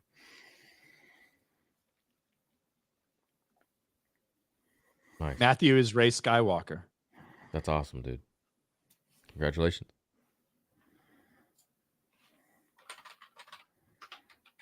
Strength and honor, indeed. I love the video of Maul coming back during the Legacy era to fight Krait's Sith remnant. A bunch of tattooed animals killing each other for power. I mean, I like Cade Skywalker taking down Darth Krait's empire. Yeah, I don't think Krait was supposed to be around though in George's. version, but I mean Legends. Yeah. Cool. Is that Darth Talon and Mara Jade bathtub vid I watched on the Hub canon or Legends that exists? Star Wars Infinities. Ryan, what's your favorite standalone Star Wars book? Deceived with Malgus is mine. Standalone, so you mean like not connected to a series? I think I said Star by Star is probably my favorite book. That's a New Jedi Order series. Just like one single standalone. Obviously Plagueis is a standalone novel. It's really fucking good. I don't know. I do like iJedi. I really like iJedi. That is technically a standalone book. But it weaves in some stuff you've seen in a couple other different series. What'd you think of the whole thing in that book where he plugs the lightsaber in, charges it? Like, I think that absolutely is, like, to me, because there's stuff in that the whole time about them having to charge their lightsabers up. So, yeah, like, to me, I have no problem with that at all. Yeah, because Disney doesn't really go into detail on it. No, and even, I mean, to be fair, even the movies we saw from George doesn't really go into like too much detail. Like, it's very much a mystery. And you do have the deleted scene in Phantom Menace, right? With Obi-Wan's lightsaber. Which one? You don't know that deleted scene in Phantom Menace with Obi-Wan's lightsaber where it doesn't fucking turn on? No. What? I thought I saw all the deleted scenes. Hold on. What's up, Yuri? If I can find it. Hey, Mauler, strength and honor. Y'all read that one already. I know. I thought you guys were going to talk about Clone Wars with the micro series soon. Also, Ryan, is Outbound Flight a companion piece to Heir to the Empire? Yeah, if you just randomly read Outbound Flight without reading the Thrawn trilogy, you're probably gonna miss a lot of references in it. What's up, Zed? Ryan, have you heard the Pinchcliffe Grand Prix? It's a Norwegian animation from 1975. It has a race sequence that is shot by shot, similar to the Episode 1 pod race scene. There are some clips on YouTube. I've heard about it before, but I've never watched it. But I've heard those people say that before, but I've never actually seen like a comparison of it. Have you three become too jaded to enjoy Star Wars? He said Stater Wars. Okay, that's different. Oh, Stater, what's that? I think it's just misspelling. I'm kidding. No, you fucking... Stater Wars. No, well, I mean, clearly not, because all three... Well, I can't say for Ryan. I know that me and Theory like particular parts of Star Wars, even to this like newer stuff. So obviously not. We're not too jaded. Theory admits Ryan knows way more. 100%, and I'll say that on record every time. You kidding me? Ryan's like a autist with Star Wars. I am. You know what? I messed something up the other day, though. Because when I get into that long, detailed explanation about how interdictor cruisers and gravity well generators and stuff, I didn't even think that the super chat was talking about the mass shadow generator specifically from KOTOR 2, which is different than what I was talking about. That was something that could basically recreate a massive gravitational pull that they activated and fucking destroyed a shit ton of ships all at the same time and kind of left a wound in the Force on Malachor 5. I got so excited to talk about gravity well generators that I messed up the explanation about mass shadow generator. So I do apologize. I saw it in the comments later. I was like, oh, fuck. Yeah, how dare you. I fucked that up. Ryan, what was the latest piece of Star Wars that you fully enjoyed? Oh my gosh. Tales? There was a couple, like I said before, there's a couple things in Tales of the Jedi that I enjoyed. Like the Obi-Wan and Dooku, or sorry, the Qui-Gon and Dooku stuff. In terms of like an entire piece of Disney Star Wars that I loved, I thought Rogue One was mid. I didn't think it was some glorious fucking amazing thing. I loved, just enjoyed. I would say that Rogue One, as jaded as I was, that's to me like the best movie that they've done. Not even close to anything else. Yeah. Andor's okay. I don't like that story. Yeah, it's slow. It's not that it's slow that bugs me. It's I don't like Diego Luna. No, right. But I don't give a fuck about Cassian Andor as a character. Maybe that's because I always envision him as a fucking gender swapped Kyle Katarn and Jan Ors from Rogue One, but I don't know. What It's about been the a long original? time. It's been a long time since I loved something from Star Wars, and it'd be before Disney took over, 100%. Yeah, well, Pew pew. Well, the last thing I probably loved from Star Wars was the Fate of the Jedi series. That's the last thing I was really fucking engaged in and loved. And that Just looking for probably ended in enjoyed. 2012. just looking for enjoyed. You enjoyed. Like, was there an episode of Andor where you finished and you're like, man, that was fun? I think like the last episode is also the prison escape episode. I did enjoy the prison escape episode. I'll say that. From Andor, that was a good one. What about Mando? Anything in the 3 seasons? Bro, the first season of Mando, if you cut out like the middle like 3 episodes, I think it's like an okay story. There's a lot that I have questions about in terms of tracking fobs, things like that. Why are you doing that? I'm trying to say that I think there's a little bit of Mandalorian season 1 that's like an okay story. I like the first 30 minutes of Mandalorian. I was like, man, this is a vibe we're gonna get. This dark fucking bounty hunter that just takes people out in the bar, fucking takes these people. Oh yeah, I was like, that's fucking cool. And then they decided to fast forward through his entire arc and give him a baby, and I thought that was silly. You're not gonna hear me compete on that. I was already disappointed with episode 2 of Mando. The Jawas stealing his shit and the egg, all of that. Like, watching him be a retard throughout that whole episode was tough. Yes. And I was like, this is only episode 2. No. And then episode 3, where all the bounty hunters just kill. No, sorry, all the Mandos kill all the bounty hunters. That shit was insane. Like, in terms of what it meant going forward. And then we find out, what was it? All their armor got taken. They weren't actually killed. They all ran away and left their armor behind. They left like the thing that's their life. Which like, I think there's sense, literally creed and religion around. Like, all of armor. them could easily have defeated the stormtroopers. Like, it would have been fucking, because like we see that massive squadron are all defeated by fucking Mando and friends. Remember, like the one, forget his name now, but the big fat, big heavy Mando. He took out like 50 fucking guys all by himself. God. That shit was so funny because he was like, "Go, I'll hold them off," and then kills everyone. Could you imagine? Like, I'm trying to think of other like epic scenes where it's like, I'll delay them, I'll get you some time, and then they awkwardly realize like, oh shit, I won. Okay. Ironically, everything in Mando should have been slower. Like, they should have done everything slower. Like, they got rid of his fucking ship. Oh like, my god! In the middle of season 2, what a stupid move.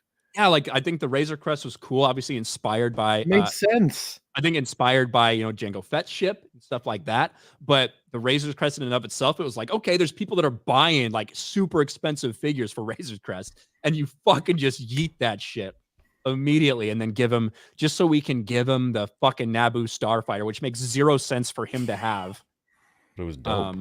But at least we got a bunch of Peli. At least we got a bunch of Peli Mata scenes. Yeah, Ryan's favorite. Do you remember that line from her that really summarized how shit the character writing for Mando was, where she said, "First you don't like droids, now you like them." I was like, yeah, that's it. that is his character arc. How you doing, Theory? I mean, I can't disagree, so there's nothing. If I have something to say, I'll say it. But yeah, I can't disagree with that. If we had this podcast while the episodes of Mando season 1 were coming out, it would have been crazy. Would have been spicy. Oh, dude! I mean, just wait till supposedly we're supposed to get season 4, and then we're gonna get a movie. Hopefully, Jack Black. Is that the new rumor? That's what someone from the inside that I know is telling me, but who knows, man? I don't know. The thing I question about that is, it seemed like they were ramping up to start production of Mando season 4, like right at the turn of the year. They were gonna have 6 seasons. But Jon Favreau said 6 seasons. And it seemed like, to me, it seemed like they're, because you even saw stuff from like stunt crew and people talking about ramping up for Mando season 4 filming and all this stuff. But then the announcement of the movie, I feel like, has completely delayed a lot of that. So I don't know if they know what they're going to do. I don't know if they're actually going to do a season 4, if they're going to warp the plans for season 4, which had already been written into the Mando movie. Because if that's going to start filming in summer, that's what we've heard, right? Yeah. Like, I don't know. That's a Yeah, I know. quick turnaround. It is, for sure. And they can do it if they want. But Theory, maybe you could make an AI of Luke and Mara fighting together. Yeah. Hey, Star Wars Theory, I ordered a saber from your company, Theory Sabers. Can't wait. Got the Anakin Profi board. I mean, the Annie 3 Profi board with NeoPixel. Oh, dude, you're going to love it. That's the best one. Keep doing your thing. Right on, man. Mahler, which one did you get? Did you get the Profi or the Xeno, or the SNV4? Oh, I'd have to check. I'm not sure. Okay. How many sound fonts did you get with it? I don't like an exact number. Plus? Like, no, like I think so. I think so. There's a shit ton on there. Yeah. Oh, then you got the nicest one. Oh yeah. Well, it was the most expensive. I was hoping to. Then you got then you got the Profi. Yeah, for sure. Yeah. It's a cool saber. I love it, dude. Yeah. I'm gonna go hit my neighbors. All right. But hey, thank you, Vex. I hope you love it, man. And we just dropped Luke a couple days ago over the weekend, so that is now also available. Hey, Theory, how about Boba and Cad Bane track down Omega, and Boba shoots Bane to protect Omega after finding out she's his sister? Maybe we will have that famous duel. We already had it in Book of Boba Fett. It was great. Yeah, but he got his dent on his helmet from Cad, and we're supposed to see that. Okay. Did you also see Boba has a dent in his jock strap? Someone took a shot. What's the story about that? Yeah, someone took a shot. At his Come on, Cad Bane, tell us what the story is. We definitely need a series, an 8-episode series arc about the dent in Boba Fett's jock. Like, Yes. we need to see that. It's like George was designing the character or whatever, and he's like, how about someone shot him in the dick? It's like, oh yeah, that's good. It's so crazy because it's just, hey, let's make his fucking armor look like worn and weathered, like he's been around on that ship. And then we're like, how did he get that dent? How did he get the dent in his dick? How did he get the dent in his dick? Dick dent. Dick dent. Salacious Crumb attacked him. Hey, Theory, how about Boba and Cad Bane? Wait, I read this one. I'm stupid. Why does he want Maul back? Because he looks cool. I think Maul's a pretty compelling character. I've seen so much of goddamn Darth Maul. I'm so fucking sick of him. I'm not. Show me more. Did Mauler and Theory see Sydney Sweeney diss on Madam Web on Saturday Night Live? I love her even more now. I did not. Yes. There's a clip where she says, "You know me from Euphoria," and everyone cheers. And then she says, "You have not seen me in Madam Web," which is funny as fuck to make fun of. Madam Web is just a shit show, so I'm glad everyone's sort of just like, fuck it. You got a meme on it. You got to roll with the punches. It's great. Is she in Madam Web? Yes. I They know who don't take Sydney advantage Sweeney of is. her in that film at all. She doesn't look like herself. Oh, I don't know who she is. I guess obviously an actor. She's blonde. She's got massive tits. It's pretty much all you need to know. Once again, you've proved, if you'll excuse me. That's not even me I being didn't say that this time. That wasn't me. like crazy about like the description. People love her because she's blonde. She's pretty. She's got massive tits, and she's not. Well, but she's been going viral the past few days for her boobs. Like that's for the what's past happened. year. Guess Yeah. Well, I mean, I feel like the whales just discovered it, Ryan, with the amount of like people who were commenting on her Saturday Night Live. Let me appearance. search this up. What's her name? Some Sydney. Sydney Sweeney. Nice name. I spelled it wrong. Boobs. Whoa, yep. Okay. Nice. Anyone who remembers playing the OG Battlefront 2 and remembers old Machinima videos knows about a little series called A Clone Apart that was made. I never saw that. Drawn blank. What's up, Knight?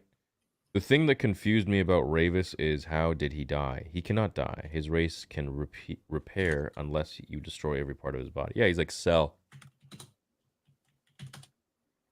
So it doesn't really make sense. Hello. I'm Ray Skywalker. Nice, Matthew. We read that one. That's very happy for you. That's awesome. For Pete's sake, cancel Disney Plus. Well, what do you guys think about them moving everything to Hulu? desperation.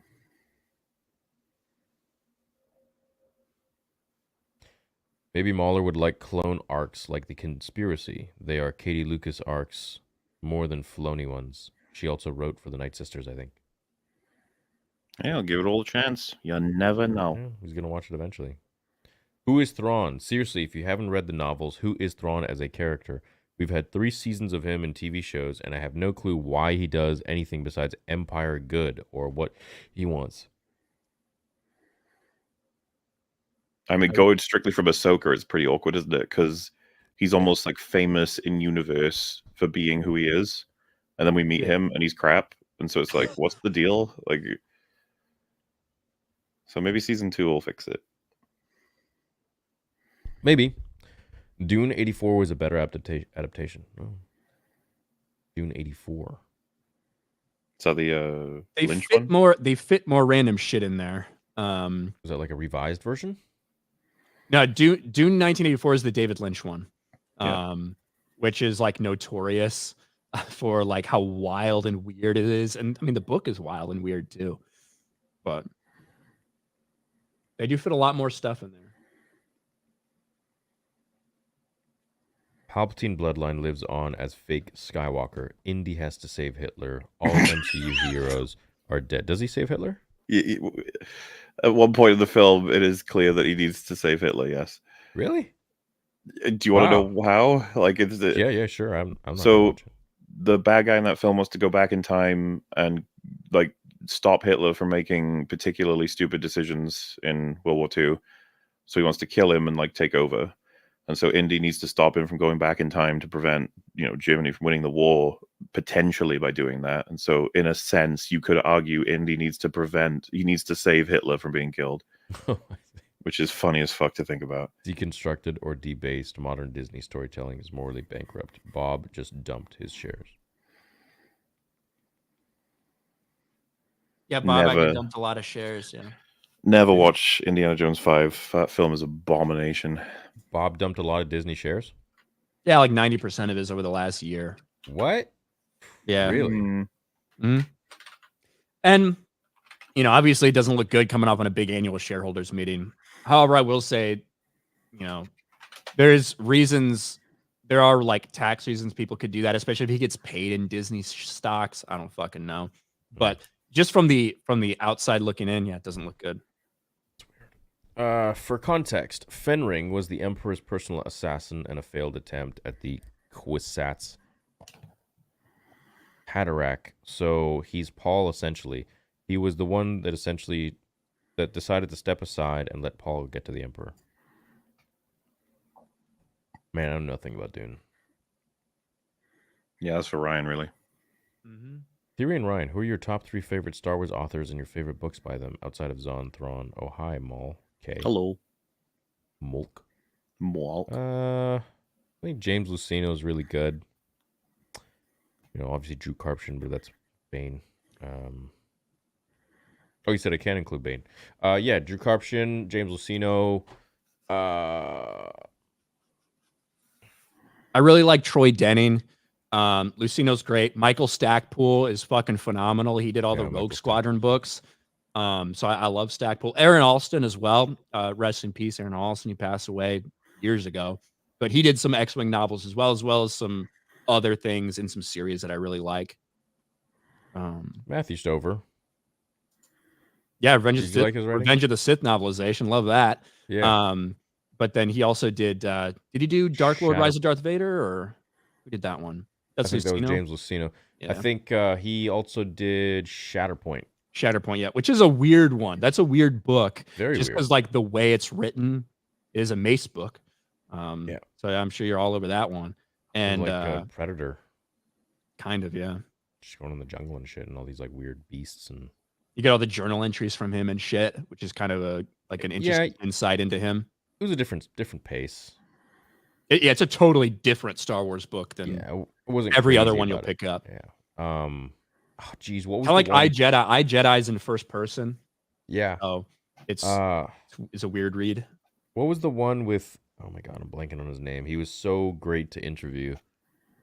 He's much older. He wrote the book for A New Hope. I don't know why I'm Oh, are saying you talking Edgar about? Allan Poe. Why am I thinking? You're Edgar talking about the Allan? person did Splinter the Mind's Eye as well. Splinter of the Mind's Eye. Yeah, he has Um, like 3 names. It's there's an abbreviation in the middle one. Passed away recently, didn't he? What? Hold on. I know he was fighting with cancer. Alan Dean Foster. He passed. I want to make sure before I just say he's dead. Oh no, No, he's still he's around. still alive. He's still alive. All right, but I had heard he was cool, like had man. health problems. So sorry, Yeah, sorry. cool. Ooh, sorry. He's okay. He's okay. All right. Okay. Yeah, he did Splinter the Mind's Eye, which Splinter of the Mind's Eye was meant to be a sequel to Star Wars if George didn't get to do more movies, basically. So like if he was able to do like a super low budget thing, Splinter of the Mind's Eye kind of would have been it. It was way different. Yeah. Published in what, Yeah. 1978 Yes, or that's something. yeah, it was. Yeah, that was totally different. That was like Luke and Leia running to get this kyber crystal that was like unbelievably overpowered, and then Vader gets his hands on it and ends up shooting force lightning and then falling into like this abyss well. it was pretty cool. Yeah, that was supposed to be between 4 and 5. But no, yeah, so he wrote another one. I can't remember what it was called, but it was a prequel. It was with Obi-Wan and Anakin during episode 2. Or just after. The Sands of something. Do you remember this? I have been looking for this fucking Phantom Menace deleted scene, the one about Obi-Wan and the lightsaber, and I You're can't still find it. looking for that? I can't find the actual scene anywhere. It's like it's been like fucking yeeted from history, but I do have like there's story things of it. There's script descriptions. They filmed the fucking thing. I know I've seen it. Right, Approaching Storm. That's it. God, where the fuck can I find it? Approaching Storm. Ooh. Yeah. Yeah, that's the one. Boom. Right there. It's been deleted from the archives. Thanks, Funch Fries. Has it actually been deleted? Like I don't understand why I think I might. I have the bonus disc DVD. We could probably fire that up. I'm gonna have 'Cause to I've like never pull out seen my it. fucking Blu-ray or whatever. Like Yeah. here's a screenshot from it. Like here's a screenshot from it. Like of Obi-Wan's like fucked up lightsaber. What? Like, sorry, Master, the water fried my weapon. Obi-Wan pulls out his burnt laser sword handle. Qui-Gon inspects his Jar Jar pulled himself out of the mud. Qui-Gon, you tried to turn off your power again, didn't you? Obi-Wan nods sheepishly. Won't take long to recharge, but I hope you learn, my young Padawan. Yes, Master. Deleted scene from Star Wars Episode 1, Phantom Menace. Like, this is a real fucking thing. And I've seen it before. I've seen it with my fucking eyes. But I can't find the video anywhere. But it is like very much... Again, it is very, if you had that and you could see the kind of callback then to in Attack of the Clones when Obi-Wan's lecturing Anakin about his lightsaber. Dude, it's that's very beautiful. similar. What the hell? I never saw this. The Phantom Menace. Obi-Wan lightsaber deleted. I wonder if I could find Someone says it wasn't a deleted scene. It was in the Lego Star Wars video game. I'm telling you, I fucking saw this. Like I've seen that sequence. I don't know where I saw it. I don't know how I saw it, but I did. It wasn't in a Lego game. It was like fucking real. Yeah, dude, someone even on Reddit is saying this. Am I imagining this episode, the deleted scene? Now, maybe it was unfinished VFX, or maybe they decided to finish some of the deleted scenes in effect. I don't know. But People are saying, yeah, it was in a comic. Each character had their own comic and the one comic. I've seen it. I'm telling you. I don't know why I can't find it anywhere. To pull up my fucking old ass DVDs. Here. I got it. You got the video? Yeah. No way. This is from a video game. You're gonna get hit from John Williams. Have you seen anyone else like me? Fuck. Way. Wait. You might know because it might be a cutscene from the actual game. What I saw wasn't the game. What I saw was the actual scene. No, I know, but it might be like a cutscene that was in the game. It's basically while they're you know how Obi-Wan is fucking when they're in the forest of Naboo, when they're in the fucking swamps. You know how Obi-Wan is fucking running towards Qui-Gon when he takes out the battle droids? Yeah. The reason he's running to him like is because his lightsaber's not working. Who are you? Mr. Jar Jar Binks.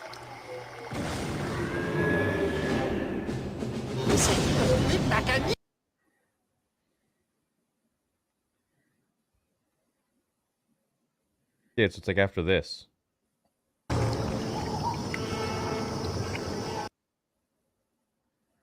then he's supposed to go to... Okay, but it's working. I gotta find this. This is bugging me. They swim. It's like before that. Like Obi-Wan is in fucking... Hold on. I know it's before that, but like maybe in the game they put the cutscene somewhere. Oh, what the hell, man. Damn it. Here, check this out. You can see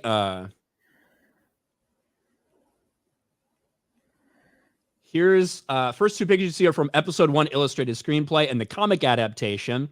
The rest of the stills were found here and sent to me. This is where like he's in the water before he pops out, it doesn't fucking work.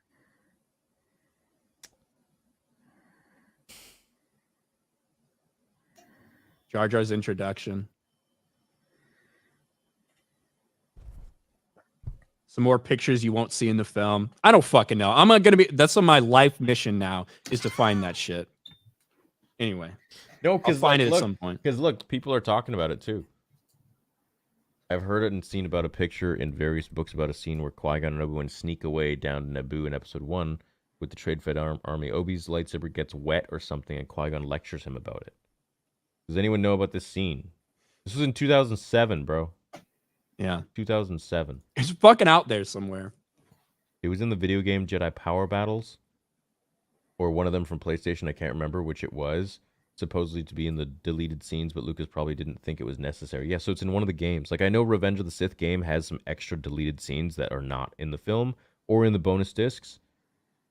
It was in the novel, but not the movie. Wet doesn't affect lightsabers. Remember Obi-Wan fighting Jango in the rain? Yeah, but it wasn't submersed. But then also you have, whatchamacallit, Kit Fisto, who is fighting underwater with his lightsaber. Trying to find any scenes shot, more pictures of it. Oh, dude, it's gonna bug me. Chat, can you guys help out? Maybe tag us on Twitter or something. A mystery for another day, maybe, but we'll figure it out. Back in 1999, I printed out a bit more from a website I had saved from papers in Star Wars, and I just scanned it. It's my speculation, but the author seems to have gathered some interesting info.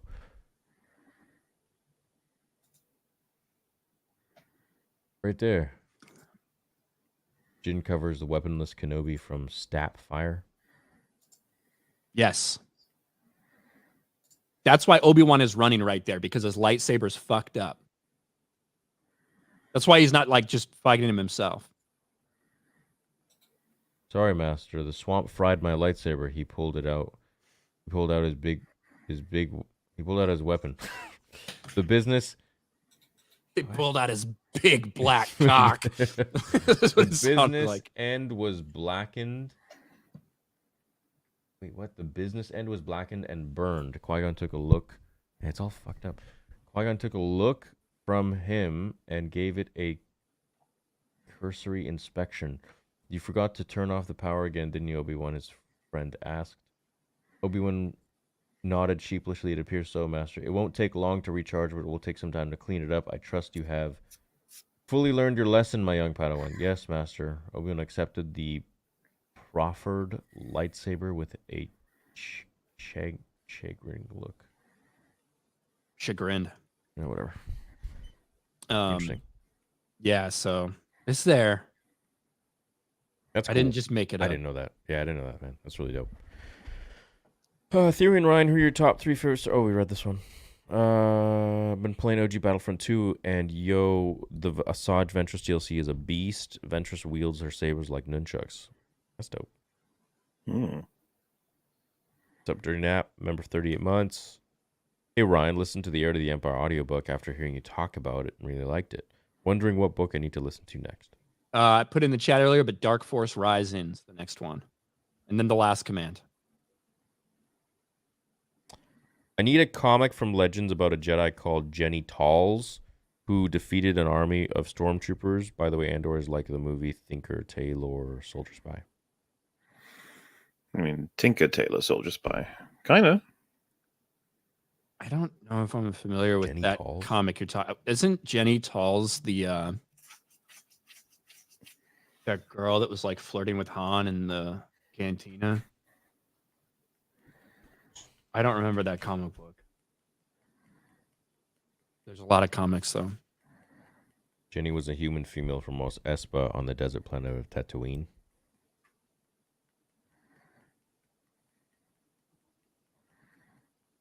Original. Is there any picture of her with Han anywhere? No, I don't see anything. Are you on the canon or the Legends tab? I just typed it into Google.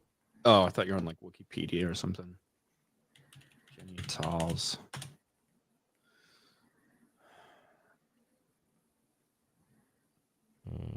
Okay, let me go to Legends now. Let's see. She was a human female bee girl who was frequently seen as Chalamun's spaceport cantina in Mos Eisley, attempting to hit. Oh yeah, she is with Han. She's the chick who's flirting with him. Yeah, where's this?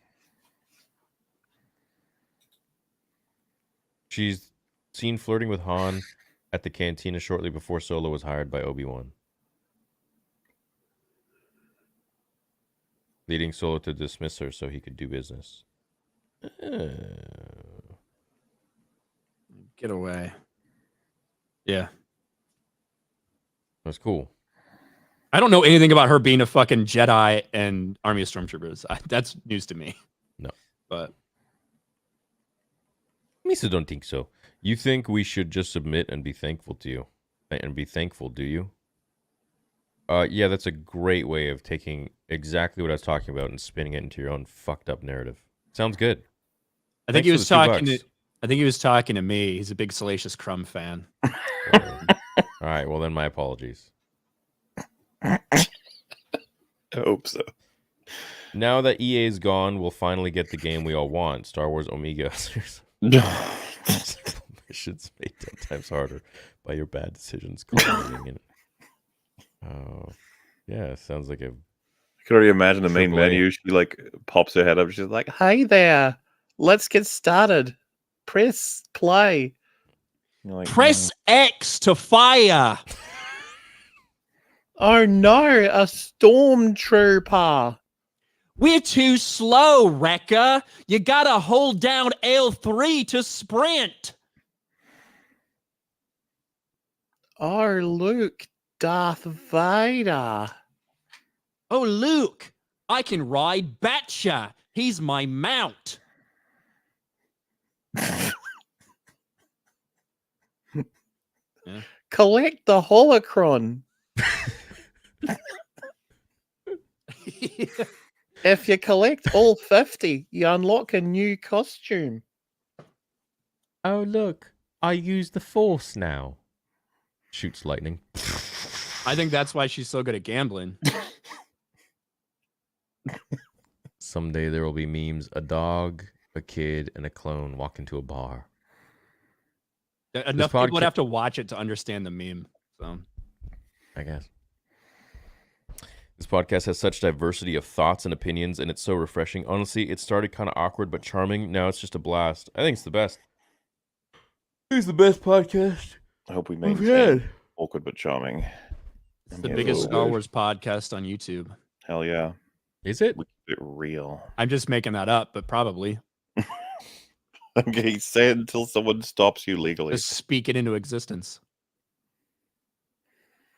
It Not the probably best, is. not the best, but the biggest. It probably is. Hey, I mean, if I don't we're know who bringing else in- does a weekly Star Wars.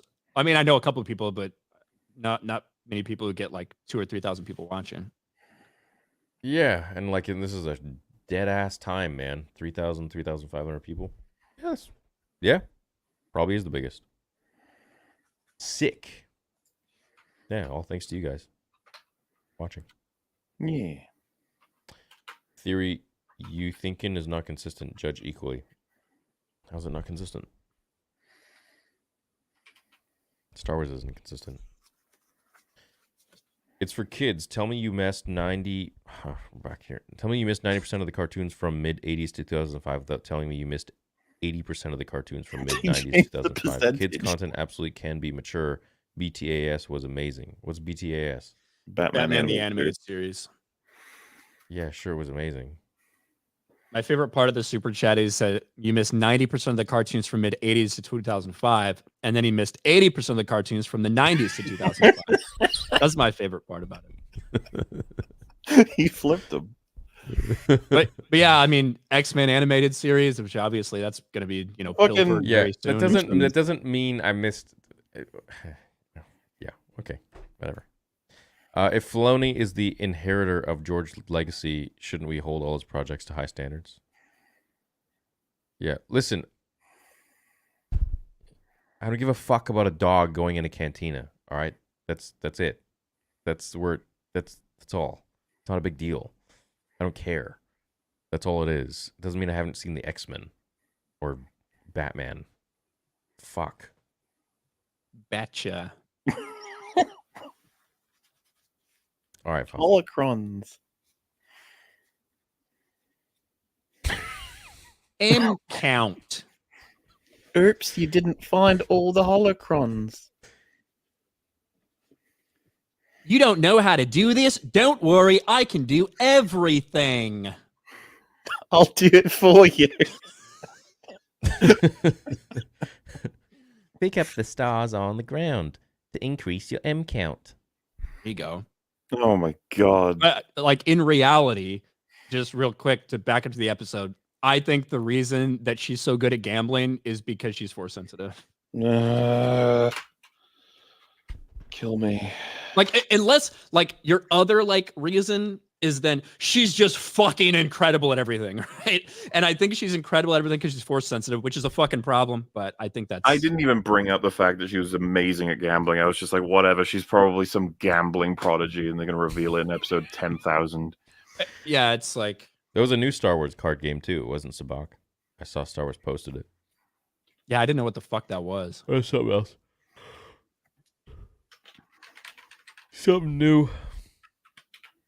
If Disney wants Johnny Depp back for Pirates 6, he, Orlando, Kira, and Jeffrey should be the main characters. Jack shouldn't be a side character. I agree. Do you think they'll ever get him back, or he's done? There's a new rumor out there that they want him as like a side character in this new I thought black female focused one. He did. I mean, he did say I wouldn't go back to during his trial. Said I wouldn't go back to Disney for $300 million and 1,000 alpacas, whatever the fuck he said. But at the same time, I think time can heal wounds, and I think money can also heal wounds. Yeah. So I think if they actually wanted him back and they made him a real offer and it was something that was interesting to him, I think he'd consider doing it. For sure, man. Especially for the fans too. So many people that really love that character. Ryan, what's your favorite book of the X-Wing series? Wedge's Gamble's the second book. That one's really fucking good. I like the Back to War. That's the fourth book as well. I don't know. Those would probably be just off the top of my head. I would say Ryan knows more about Legends than anyone that I know. Well, I know a lot about certain shit. There's other stuff like in terms of comic books, I feel like I have barely scratched the surface in terms of like comic book stuff because there was just so many different series out there. I think I know comics pretty well, but and those the Legend are stuff you kill. And those are like so hard to get your hands on because they're expensive and shit like that. But I appreciate the kind words though. Yeah, no. There's a lot to know because there's just so much shit. Yeah, no, that goes for like any Star Wars freaking YouTuber or TikToker or whatever. Like, I think Ryan is king. Definitely king when it comes to knowing his shit. At least the Pharaoh. The Pharaoh, the Star Wars EU. He's a queen to his king, Salacious Crumb. Nah, I'm marrying Jabba. Get it straight. Right. But hopefully it's said the time at which hopefully I can wait until he changes into a female, and then You can so I'm not marry gay. Jabba and Salacious Crumb still be your king, ultimately. King Salacious Crumb. Yeah. Salacious Crumb is his side piece. Mm-hmm. Currently Fuck in the him middle. once, all right. But you- Get out of my you- life, Salacious. So you played hard to get. Yeah. He got me once. How many more times he needs me? It's that He's gonna smile. work hard for it. That damn It's that smile. laugh. Yeah, Currently you don't in the like middle. you don't like to hear that when you like maybe can't perform. You know what I mean? That's the last thing you want when you have performance anxiety because you don't want to fuck a little lizard. Is that fucking laugh? All right. Dave, Just worked saying. for you, man. I like how this doesn't warrant you being like, oh fuck, this will get clipped. It's like the fucking lizard. I don't care at this point. It's like the most mild, thing that Normal could get thing. clipped. Yeah. I was Currently the in the only middle one of who took the question seriously. the- I Yeah, answered seriously. it too. It's like I get bent out of shape over the lore breaking of that versus like fucking anything else. It's honestly you the care real... about me fucking Salacious Crumb, but you don't care about a dog walking to a bar. No, I don't give a Yeah. shit. Whatever. It's all good. It's Disney owned now. I hope they let the EU continue one day and maybe adapt these stories into animation. I hope a lot of things. Yeah. Yes, it's currently in the middle of Jedi Order books. Those are the real sequels. Yeah, I love New Jedi Order. It's a little bit of a darker turn. It's like real. People are dying. Galaxy's actually in peril. I love it. They say Dune 2 better than Star Wars. Your take? I haven't seen it. Maybe I'll go see it this weekend. Wait, is in like better than A New Hope Star Wars?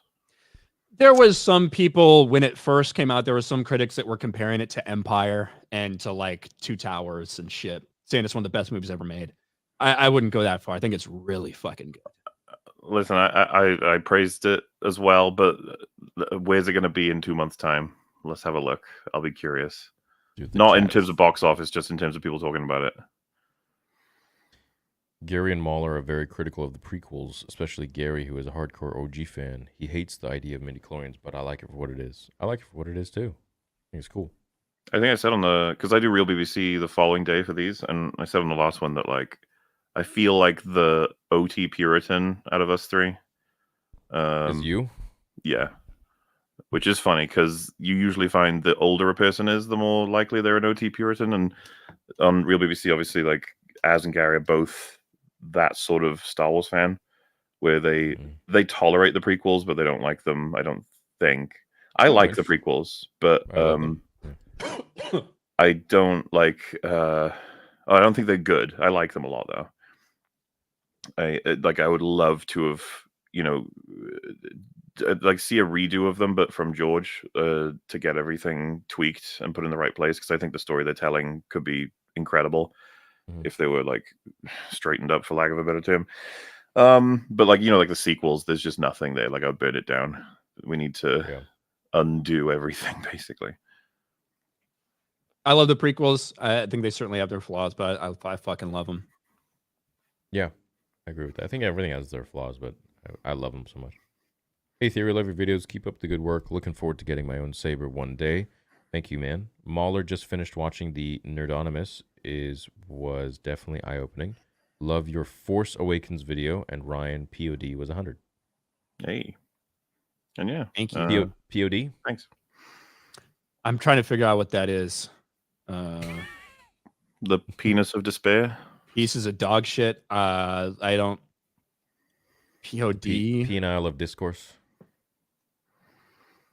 Phallus. I don't know what the fuck that means. Does Gun and Feige... Does Gun equal Feige 2008 success? We'll have to wait and see, man. Don't know. Theory, it's time to watch Hot D. Also, Ryan, you a Wog or Shellback? I'm a Wog. Sorry, Heiny Hole. Path of Destruction? They might mean Darth Bane Path of Destruction. That's probably what they mean, hopefully. Hey, Theory, do you keep your Star Wars Celebration photo in your room? Celebration photo. Oh, with Hayden? No, it's downstairs in the other room.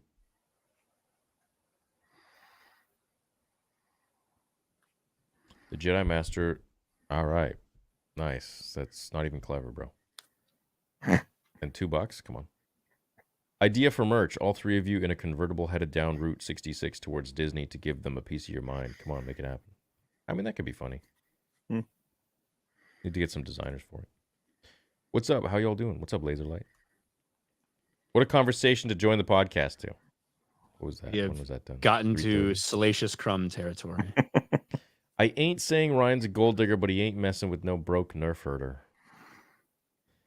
Rest in peace, Right. Salacious Crumb. His roommate Rags is going to be devastated.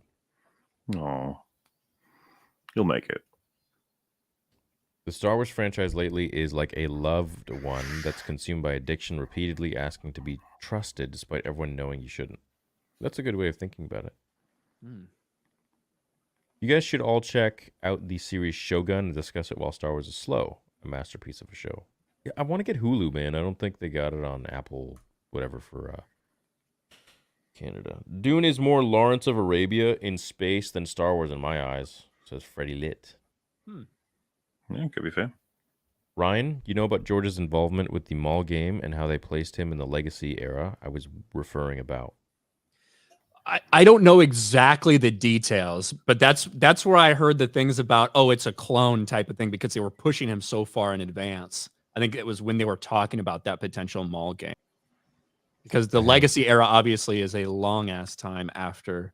I think they would have done a hybrid. I think they would have brought it up, obviously, to make it fit with like Luke and Leia still being alive.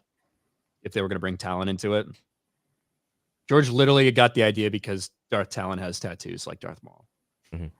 It was like they belong together. They're friends.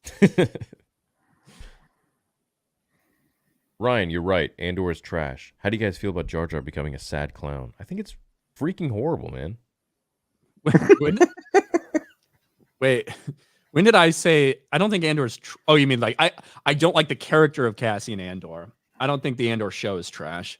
I understand why it might not be accessible to everybody because of the pace. I mean, out of curiosity, Ryan, Yes. what do you think they're doing with Cassian Andor?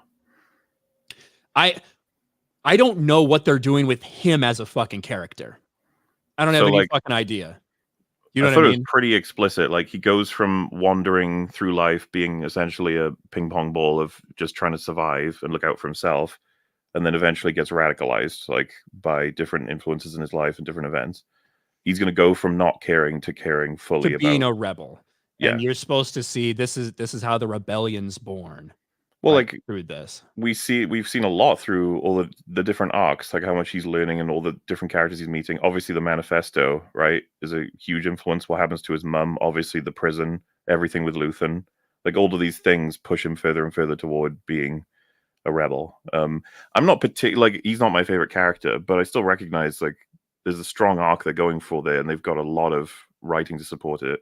Like I have more investment in Luthen, and sort of the more like I'm more invested sort of in the Empire side of things as well. I like Luthen, and I like the idea of Deidre or whatever, and her being within that Imperial power structure, and like realizing that there's some fucked up stuff going on. Do you know what I mean? Mm-hmm. Like those are the two aspects to me that I enjoy out of it. And to be honest, I like seeing at a surface level, I like seeing the idea of how office drones, what life is like for the people that are the lowest level in this pyramid that is the power structure of the Empire. And I like seeing the idea of what normal people that are just trying to get through every day are kind of going through. There's a lot of good shit like that in Andor that I enjoy. Like that I don't think we've seen a lot in any other era of Star Wars. Or sorry, in any other Star Wars project so far. Are you going to rewatch season 1 ahead of season 2? Oh, for sure. Okay. Yeah. Muller, I remember when EFAB was cheering when the Razor Crest blew up. Fuck yeah, we were. We were so tired of it escapes like unscathed in so many battles, and then there were ones where it gets blown apart but repaired like the next day. And we were like, that thing should have been blown up like 10 times. And so when we saw it blown up, we were like, holy shit, consequences. That's amazing. But of course, we didn't know that he would replace his ship with possibly the most ineffective fucking replacement possible. One of them, anyway. Not like worthless, just compared to the Razor Crest. I would have preferred he actually like pursue finding another Razor Crest than just ending up with the Naboo Starfighter. But yes, we were very happy when that happened because Mando's like fucking slathered in plot armor. It's annoying as hell. So was his Razor Crest. Oh, literally ordered that thing like a week before. I still haven't opened it. It's been like 4 years. I ordered that thing before it got blown up. Then it gets blown up, and I'm like, what the fuck, dude? I've always suspected that Ryan would want to be a hot sugar baby. Yeah. Yeah. One thing we can all agree, rest in peace, Carl Weathers, of course. Also didn't need to know Peli dated a Jawa, and Andor was okay, but felt like a generic sci-fi flick. Yeah, I mean, I don't disagree. I do, but it's all right. Did we ever, remind me, did we ever find out what the fuck is going on with Andor's sister? No. Like, I feel like that. I mean, that didn't stay a plot point for very long, right? It jump-started other things. Okay. Like, is she dead? I'm not sure if that's exactly what they want to do with that. I'd have to rewatch it to look at the beginning, but it might be something that comes up in season 2. Not sure. Was she a dancer or something? What she was?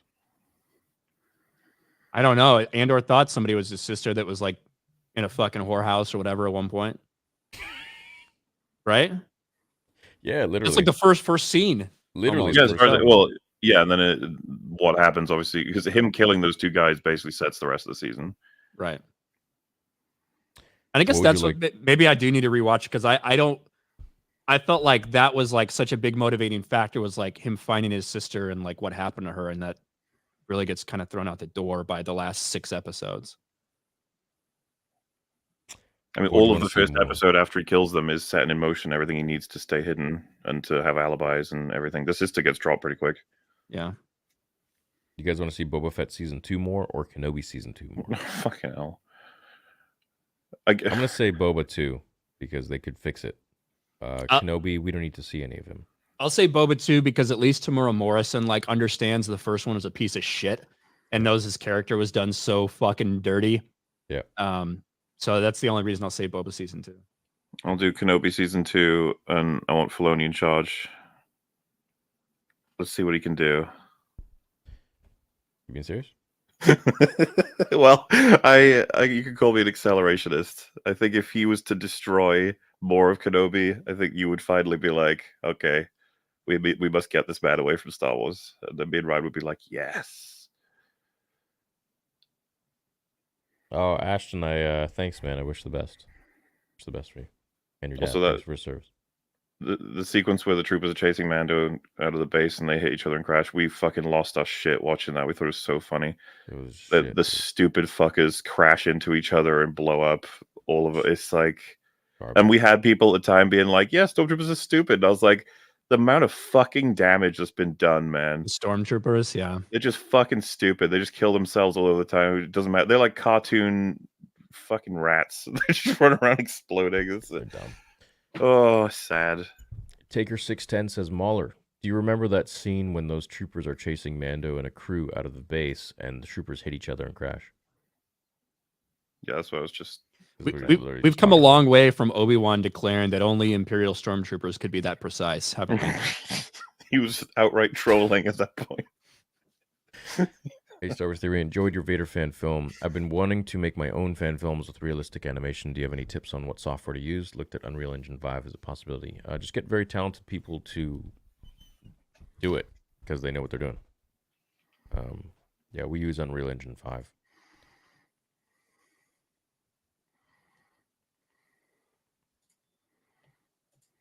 There you go.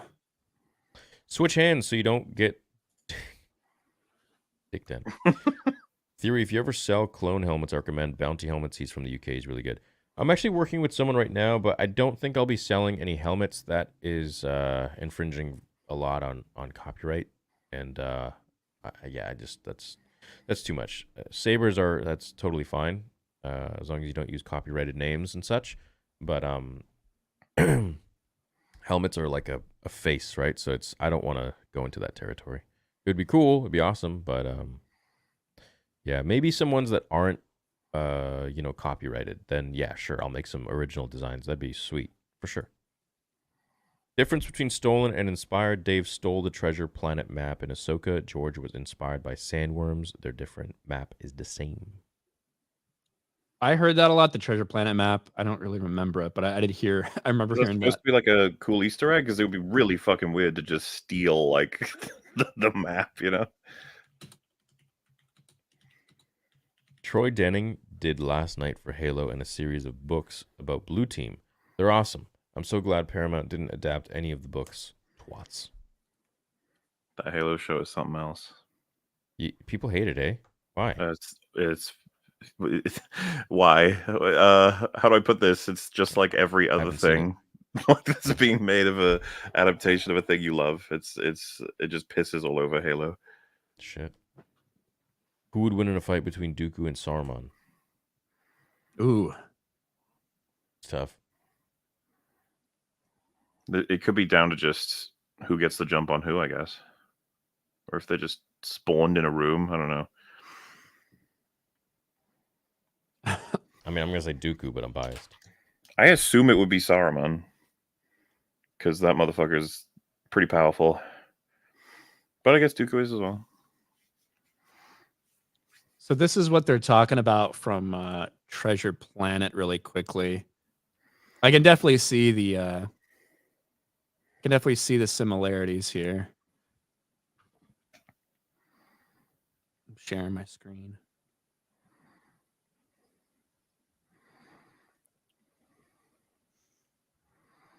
Oh shit. Yeah. Hmm. It doesn't have any audio or anything. Oh, that is quite close.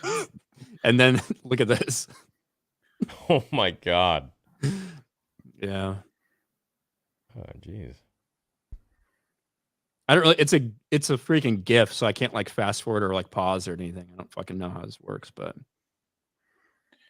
I mean, I didn't know. you that. know, this part gets a lot different. But yeah, that thing in general does look a fucking lot like it.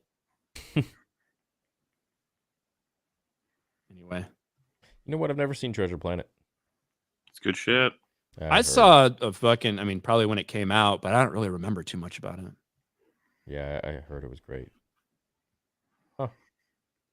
You guys think Anakin would have turned to the dark side if Qui-Gon survived the fight with Maul? No. Also, do you think Dooku would tell him about Palps? Yeah. I think so eventually. Slyly. Well, I think if Qui-Gon doesn't die, I don't know if Dooku gets seduced.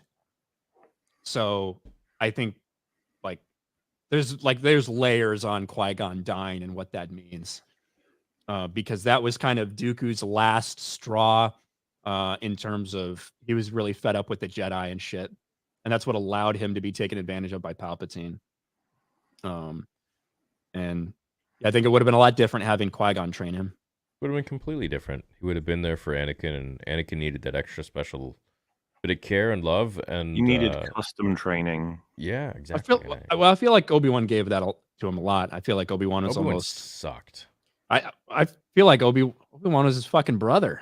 Yeah, but He's like this. sucked. He's like this hybrid brother-father figure. Yeah, but he sucked as a I feel like the mentor brother- for Anakin. Anakin was such a special case. I think the brother aspect came in way later as well. I think Obi-Wan started being much more strict, and it came across as he was trying to teach him in a very by the book way, which is not what Anakin needed at all. Yeah. But I think that Obi-Wan was, and I feel like everyone gave Anakin a little leeway.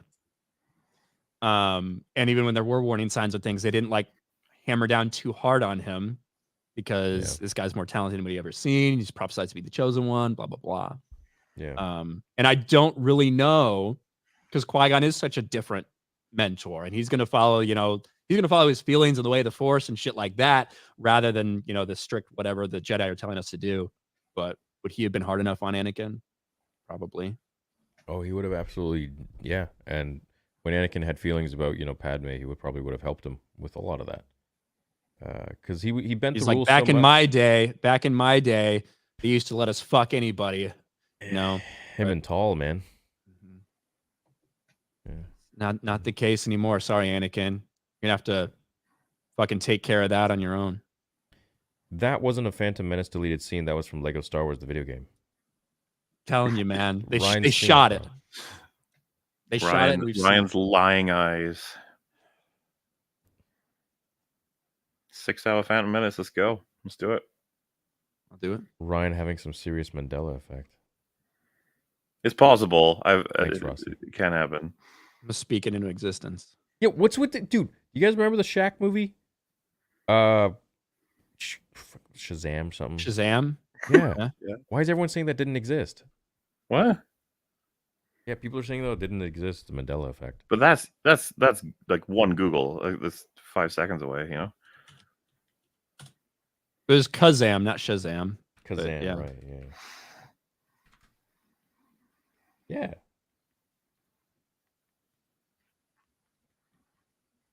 I remember that. It was a fucking Yeah. terrible movie. Hey man, I liked it as a kid. 6 years old. Why do you think we like some things as a kid and then we grow up and we don't like them anymore? We become 'Cause- mature. Taste changes. Hmm. That's like the most reasonable way of putting it, I suppose. But values will change, right? Your understanding of what is even happening in the thing will change. Yeah. So yeah, there's all kinds of reasons. I always find it fun to revisit something that you have very specific feelings on, but you haven't looked at it in forever, and then you go back and you're like, "What the fuck? This It's isn't on anything Disney like I Plus. thought it was." Like a Phantom Menace deleted scene. Invite Fringy on and then ask him his opinions on ATSV and make sure he answers. Don't let him squirm away. What's ATSV?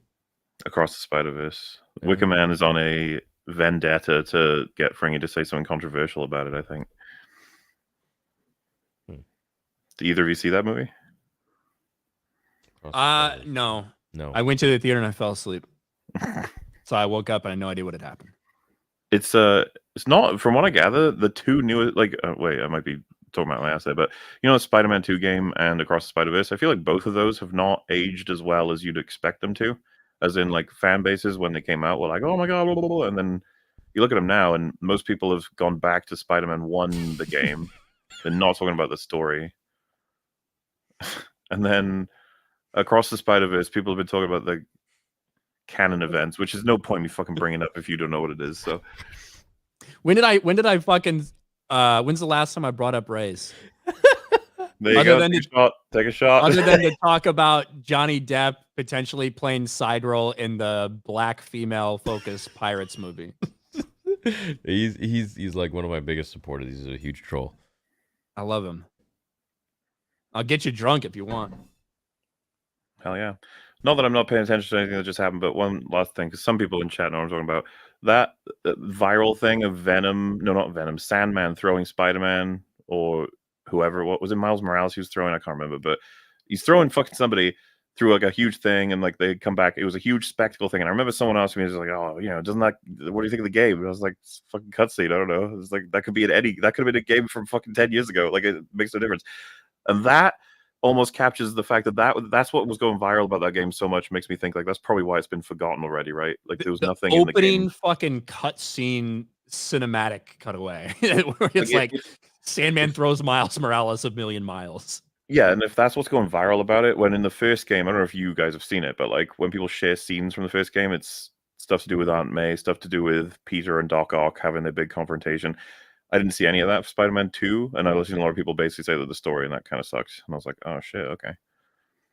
I didn't play it. I didn't play it. And I love the first Spider-Man game. And I like almost Why zero didn't you interest play it, in Ryan, on stream?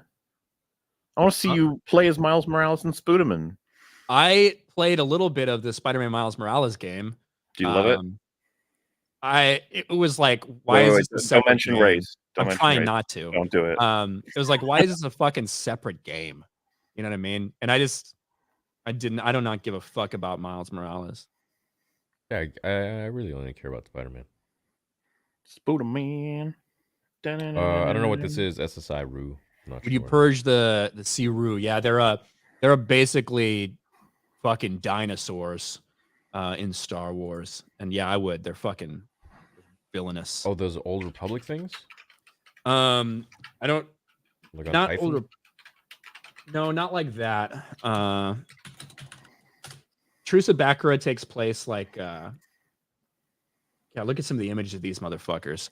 Truce of Baccarat takes place like days after the Battle of Endor, and they do a temporary truce because they find these fucking guys right here. Those fucking things, yeah. Look at them. You should, yeah, fucking wipe them out. Look at them. Are these people gonna be peaceful with you? Fuck these guys.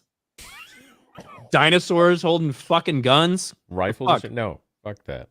Hey, Mauler, I have a question for you regarding Andor. Why did the blasters look like AK-47s? Well, some of them did, right? I assume it's just reference to like in the older village. tech that got used because they were ragtag and scrappy. But I probably would have opted to try and make it look like it's older weaponry, but simultaneously not something as recognizable as the AK-47. That's not something that they would have misunderstood or fucked up. They did that on Yeah. purpose. Yeah. They wanted us to believe it's like old tech. I mean, I would say even a lot of stuff in the OT was, based off of actual real life weapons, then modified slightly here or there. You know what I mean? Oh, we got trolled. Jin Israel, not the last name. Oh. When is that from? Well, The last name you used did work, so it is an actual character. yeah, whatever. Joke's on you. Jake's on you. What do they do with Grogu going forward? Think they'll go in for an indie short round dynamic or the OP incoherent baby? Either way, likely won't work. So, Well, go ahead. yeah, like that's the thing. What are you gonna do with him? Because you have to have a drastic age up, right? Because you've established that this character clearly ages very slowly, including development and able to speak. So how much into the future would you have to go to get him to actually speak competently like a normal person? Are you going to do like an up and find some device to go around his fucking neck to translate Grogu speak into human voice? You've already got the yes, no button. I guess it's not that much of a jump, but I don't know what the fuck they do with him. They make him age. They turn him into like a teenager or something where he can like walk and talk and do Yeah, but things. wouldn't that have to be like 50 years at least? Yes, jump at 50 years, or maybe he goes through a Not growth gonna spurt, or he like, Din Djarin's not going to be alive then. well, fuck Din Djarin, he's dead anyways. What? There's no point that we have those two. This is what I mean. Any way you fucking slice this shit. Wasn't someone suggested in Super Chat toss Din into a fucking carbonite chamber and then we could get him aged up 50 years? Absolutely, absolutely, we God. could. Why What a not? mess, man. Why The not? fact that like one of our opening things is how do we fix the stupid age gap between these two characters because they never should have started this way. Maybe he'll get so much testing done from the Empire that they'll inject him with the age accelerating cells or whatever that they put into the clones, and then fucking Grogu will be like Oh. aged, 100 years. Do you know I would pay a lot to have Ryan appear in one of these films and kill Grogu himself? That would be really funny. Like, we should crowdfund it. Y'all are vicious. I would love to. Like, there would almost no amount of money would be too much for that. You wouldn't be able to kill him with a Disney lightsaber anyway. You'd have to find something else. Theory Do shit. sabers. You find theory sabers. Just buy a theory saber. Mm-hmm. Jenny Talls read. Fuck. Genitals. Funny. It's good weird that Jenny Talls is an actual character in Star Wars. Favorite Star Wars creature. Excuse me. Someone asked favorite Star Wars creature. What's your favorite Star Wars species? I like the Zabraks. They're cool. You mean like alien species? Yeah. Yuzong Vong are fucking killer, dude. It's tough to Okay. beat the Yuzong Yeah. Vong. Yeah. That's true. Rakatans are dope. I Yeah. assume we're discounting Gungans because everyone would go for that. We're gonna go for something else. No, you can go for whatever you want. It's what you like. Hmm. Ewoks probably for you. For me, For Mauler, Mauler's an Ewok guy. Well, surely I'd go for like Ithorians because they're long. I was actually just gonna say Ithorians. Are you tall? Um, He's an Yeah. 8-foot tall tentacle monster. How tall are you? like 6'4", 6'5". What the fuck? It's Pretty fun being tall. tall. You can That's- reach stuff. Fucking cool, man. Yeah, that's awesome. What about Zeltrons? Bunch of whores. Who are those guys? Bunch of who's? Whores. Whores. Hold on. Are they? Yeah. Oh shit. Oh my god. You just look up some Zeltrons. Whoa. See? Whores. Are they actually though? I mean, a lot of them fuck, yeah. I mean, Jesus. So why? I don't even know if I could show that. Yeah. Okay. They're like literally in like neon bikinis in the jungle in Star Wars. Yeah, why not? Let's do it. They have like they actually like produce pheromones to like, you know, attract suckers. What do they do? Kill them? Or they fuck them and rob them or do whatever. Who knows? Oh, okay. Depends on the person, I suppose. I see. Depends on the Zeltron. I'm not going to, say an entire race of people, or just saying in general they're whores. Rain is descending into a southern accent. Does it mean me? Did I have a southern We're accent? kind of with your Omega. You were kind of Rain. going. Yeah, we it call you sometimes Rain. slips away. How you doing, Rain? What's going on? It was a joke, but now I'm officially invested in the Omega game now. Guys, we can kill the Emperor, but instead, let's go free Hatcher's sister. Oh no, you can't open the door unless you collect all the holocrons. Your M count is too low to access this section. You need to up your M count. We need to do 3 kind things for strangers before we can go through this blast door. Fuck, dude. No, Crosshair, don't kill them. No. We need to Do help the everything. Imperials. They're people too. Press X to stop Crosshair from murdering an innocent citizen. Evening Gents Theory play Akbar's theme. What is that? Ocean Man. There is no age gap with Bobo and Omega. They're the same age. Aren't they? I'm not sure exactly when Omega was born, or if she has she doesn't have accelerated aging, right? Have we confirmed that at all? No, I don't think she does.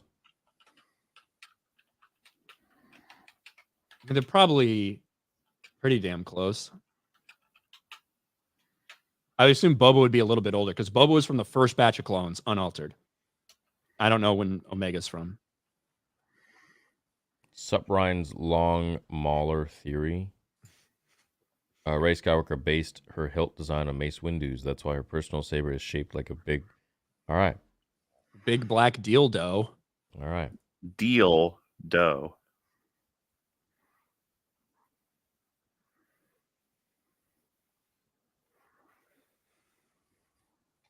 Have you seen the animation Baby Freaking Yoda by Crazy Boris Production? It's reaction to Mando's. What are you doing? You want to Someone get someone fucking asked struck down? someone asked for me to play that. Have you seen animation Baby Freaking Yoda by Crazy Boris Production? His reaction to Mando 3. No, I have not seen that. Animation. Interesting. Very interesting by Apprentice. John Jackson Miller is another good author of the OGEU. His book Kenobi is what the live action show should have been based on. Yeah, see, that one was much better. Was that John Jackson Miller? Kenobi wrote. I Kenobi? do think John Jackson Miller was Kenobi. Yeah, that was I like that book. That book is perfect. It's exactly what it should be. It's Yeah. Obi-Wan dealing with his fucking basically PTSD from what he had to do to fucking Anakin and questioning what he did wrong, what he could have done better, all these things, his failures, but at the same time trying to accomplish this mission that Yoda set him off on, which was to be able to communicate with Qui-Gon. Yeah. And in the middle of it, he is still a Jedi, and he's still like drawn towards helping people, and he ends up helping this small little village escape, the shit that's been going on with these Tusken raids. First live stream I've been able to catch. Keep up the good work, and F the sequel trilogy. May the Force be with you. Thanks, John. Thank you, Pope. Bless you.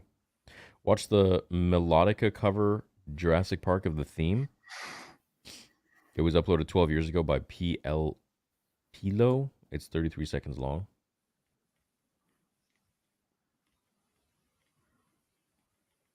Have any of you seen Star Wars prequel, Unnecessary Censorship? It's a YouTube video and it's hilarious. I have not. Probably Well, where it's they hyped just like for- bleep out things so it sounds like they're swearing. Yeah, there's a lot of potential for that. Oh, I see. I created a what was it called? A sitcom, Star Wars sitcom. So like every time someone goes into a scene, to like a live audience. Yeah, yeah. Who else is hyped for Helldivers tonight, boys? I am. I already got the stream up, ready to go. Y'all gonna teleport after the stream. I'm curious, Ryan. Who would you fan cast as Githany from the first Darth Bane book? My pick is Sydney Sweeney. Wow, man, Sydney Sweeney's probably a pretty good bet. I can't say I've thought about that too much. Yeah, Githany's a seductress, a temptress who tried to get Bane on her side. Sydney Sweeney sounds good, but I haven't really thought about it too much. It's a good one, Samra. I think she's blonde, so might be wrong.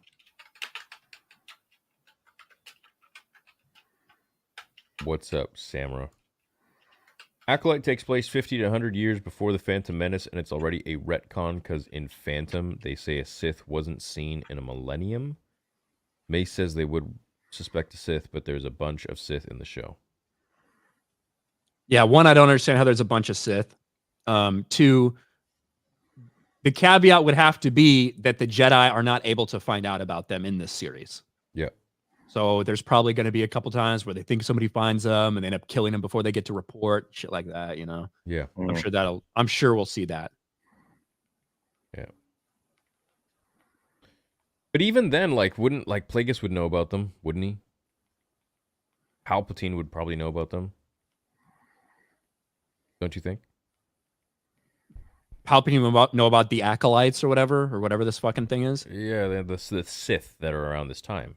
I have Plagueis no would idea know what that about- means. I have no idea what these dark side Force users. I have no idea what Sith are. Like in this iteration, there could be a fucking million of them. We don't know. Like I have no idea what they're gonna do with them. Andor really flesh out the Star Wars world. I bet a lot of people of Ferrix are on the Transports escaping Hoth. The true hero OG A New Hope, the mechanic who loaded Luke's proton torpedo correctly. Well, I mean, yeah, that guy helped. For sure. You know, What what a if true story? hero, What but- if he loaded it backwards? What if he threw a potato in there? Yeah. As a massive prequel fan, Paul's fall in Dune is everything I wanted Anakin's to be, which makes sense considering... Oh, fuck, now you ruined for me. God damn it. You ruined what? His fall. Revenge of the Sith? No. He said Paul's fall in Dune, too. Theories He falls? how could you spoil Revenge Well- of the Sith, man? Well, I mean, to be fair, Dune was written in like 1965. All right, well, I So, didn't read the yeah. book. You're getting spoiled by a 60-year-old. But he talks about his visions in Dune Part 1 and what he sees. So Hey, Theory, hope everything's well. Love and appreciate all the hard work and passion that you put into all you do. Just wanted to say thank you for being my first hand book into Star Wars. I'll be forever grateful. Oh, well, thanks for watching. And, I'm hoping that Ryan one day will start to make lore content too, because he would literally take over. The Uncrowned King. yeah, I gotta fit in my schedule. Just make another Thank channel. you, Film called, Girl. I don't know. Star Wars Theory. Ryan Theory. Star Wars Theory 2.0. Yeah. What No, if Star Anakin Wars married- Theories, plural. Yeah, Star Wars Theories. That'd be good, actually. Star Grift, with Theory and Mahler and Ryan and Gary and Drinker and Rags and Fringy and Az and Stitch and Sam and George Lucas and Rich Evans. Stitch and Sam. Fringy Stitch Sam. Dude, George Lucas. I like how George Lucas and Rich Evans is the Rich Rich Evans Evans? is like the exclamation point. Who's Rich Evans? You ever watch Red Letter Media? No. But I know them. Yeah, Rich. I got the NJO series. I'm reading it once I finish Survivor's Quest and the second book in the Hand of Thrawn. They're fun so far. Nice. Glad you're enjoying them, Steven. Big fan of you all. Between Marvel and Star Wars, which universe is more fucked? Oh, we have this question a lot. It's tough. I think Star Wars. I'm not sure about that. If they talk about the MCU, it's the main reason people say is because Star Wars is legacy. The MCU hasn't been going for as long, right? But like just I think raw fuckage, every character in the MCU, and there was a lot of them, has just been annihilated. I feel like Star Wars is close to that. But like you know what was done to Luke? If they've done that to every single Star Wars like significant character, which they've done to a lot, to be fair. I think the issue with Star Wars, more so than Marvel, is that Marvel, whether you want to talk about multiverse or just a straight reboot, comic books over the course of the last 100 years, whenever like they're constantly rebooting and doing new stories, whether it's different author, different artists, like the characters change over time. People are used to seeing a bunch of different iterations of these characters. There is no multiverse in Star Wars. There's one story of Star Wars, right? So I feel like the fix is a little more difficult. Whereas you could literally, for the MCU, they could have some fucking culminating event and all of a sudden you could come out of that with an entirely new cast of these heroes. Of course, you'd have to do it the right way, and you still need good writers for those things to make it good. But I feel like that's easier to fix than Star Wars is. Because in order to fix Star Wars, you'd literally need to erase a decade worth of storytelling. No, they're on their way in the MCU. And pretend it never happened. But in the MCU, you can do that and pretend that, and with it happening, and it could still make sense in universe. If that makes sense. Is, I think that Star Wars is always ready to be hyper successful, while the MCU has like floated up and then sank superheroes as a successful sort of. I don't know. It's an interesting question. It really depends on exactly what way they're referring to. Well, like Ryan and I agreed on earlier, I think Star Wars is 3 good movies away from getting the majority of the magic back. I really agree with what Ryan said. And it's not hard to do. I feel like they think it's just some huge obstacle. It's really not that difficult. You just create some good content, a few good movies, and you're good. That's it. Yeah, the thing is, even with that, like with it being like get back to being successful again, it still doesn't erase all the damage that's been done to the legacy characters. No, it'll never erase it. But they could, right? They could fix things. I mean, they could shift the attention. Yeah, when I say like back to like people being back in Star Wars, I just mean that it's like a financially successful thing. You know what I mean? I think there's a certain percentage of fan base they're never going to get back with the current regime ever. Mm-hmm.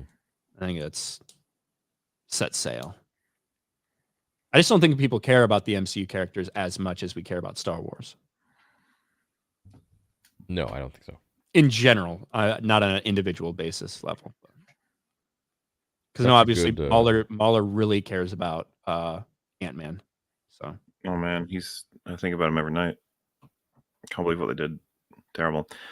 Mahler, House of the Dragon or Andor? What's the question? Like, which am I more interested in, or which do you like more? House of the Dragon. I'm all about that hot D. Yeah, though Andor doesn't have the equivalent of an episode 9 of House of the Dragon, which was fucking shit. So I'm just saying. But Andor also didn't reach one that big way. Shit moment. I would say one big shit moment. No, the episode for the most part was shit. You don't like that entire episode? Yeah, dude. The small council meeting was awful. Like I don't know. I was already annoyed at like several of the things that got said and done. I don't care how accurate it is to like the source, but the killing of the I forget Lord Beesbury. Yeah, what he did to it, that was so awkward and stupid. Like, and it really annoyed me because it kind of like ruined any chances of the character having an interesting arc instead of just he's becoming a goober who makes stupid decisions. Sorry, the name escapes me. I need to rewatch House of the Dragon, especially before season 2. Mm-hmm. But yes, the big fucking golden crown stupid moment was what Rhaenys did. We don't care about all those people. I have nothing to add. I haven't seen House of Dragon. Highly recommend looking into the website Star Wars Obscurities and Star Wars. They document previous drafts and unused footage from 1 to 6. Really? That's kind of cool. Take a picture of that.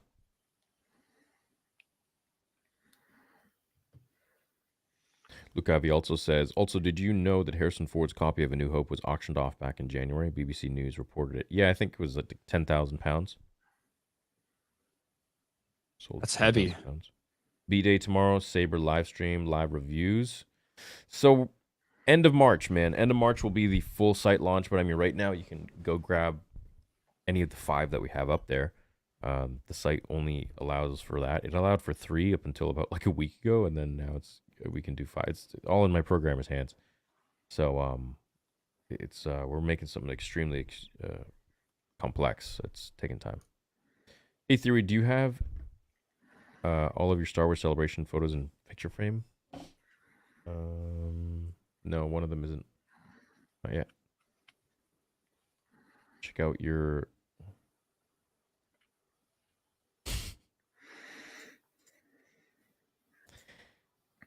F. Mary Kill, Crumb, Sebulba, and Babu Frick. Oh man. I feel like marrying Babu. He's a creative engineer. You know, we're going places with him. Yeah. Yeah, we could. I would still probably fuck. I'd still probably fuck Salacious Crumb. Bro just wants to fuck because that was Crumb. his. He didn't even do process elimination. He just went straight for Crumb. You know, he just odd. And I'd kill Sebulba. I don't want to fuck Sebulba, and I don't want to marry him. I feel like he'd be kind of abusive. So, Sebulba's just out of the running.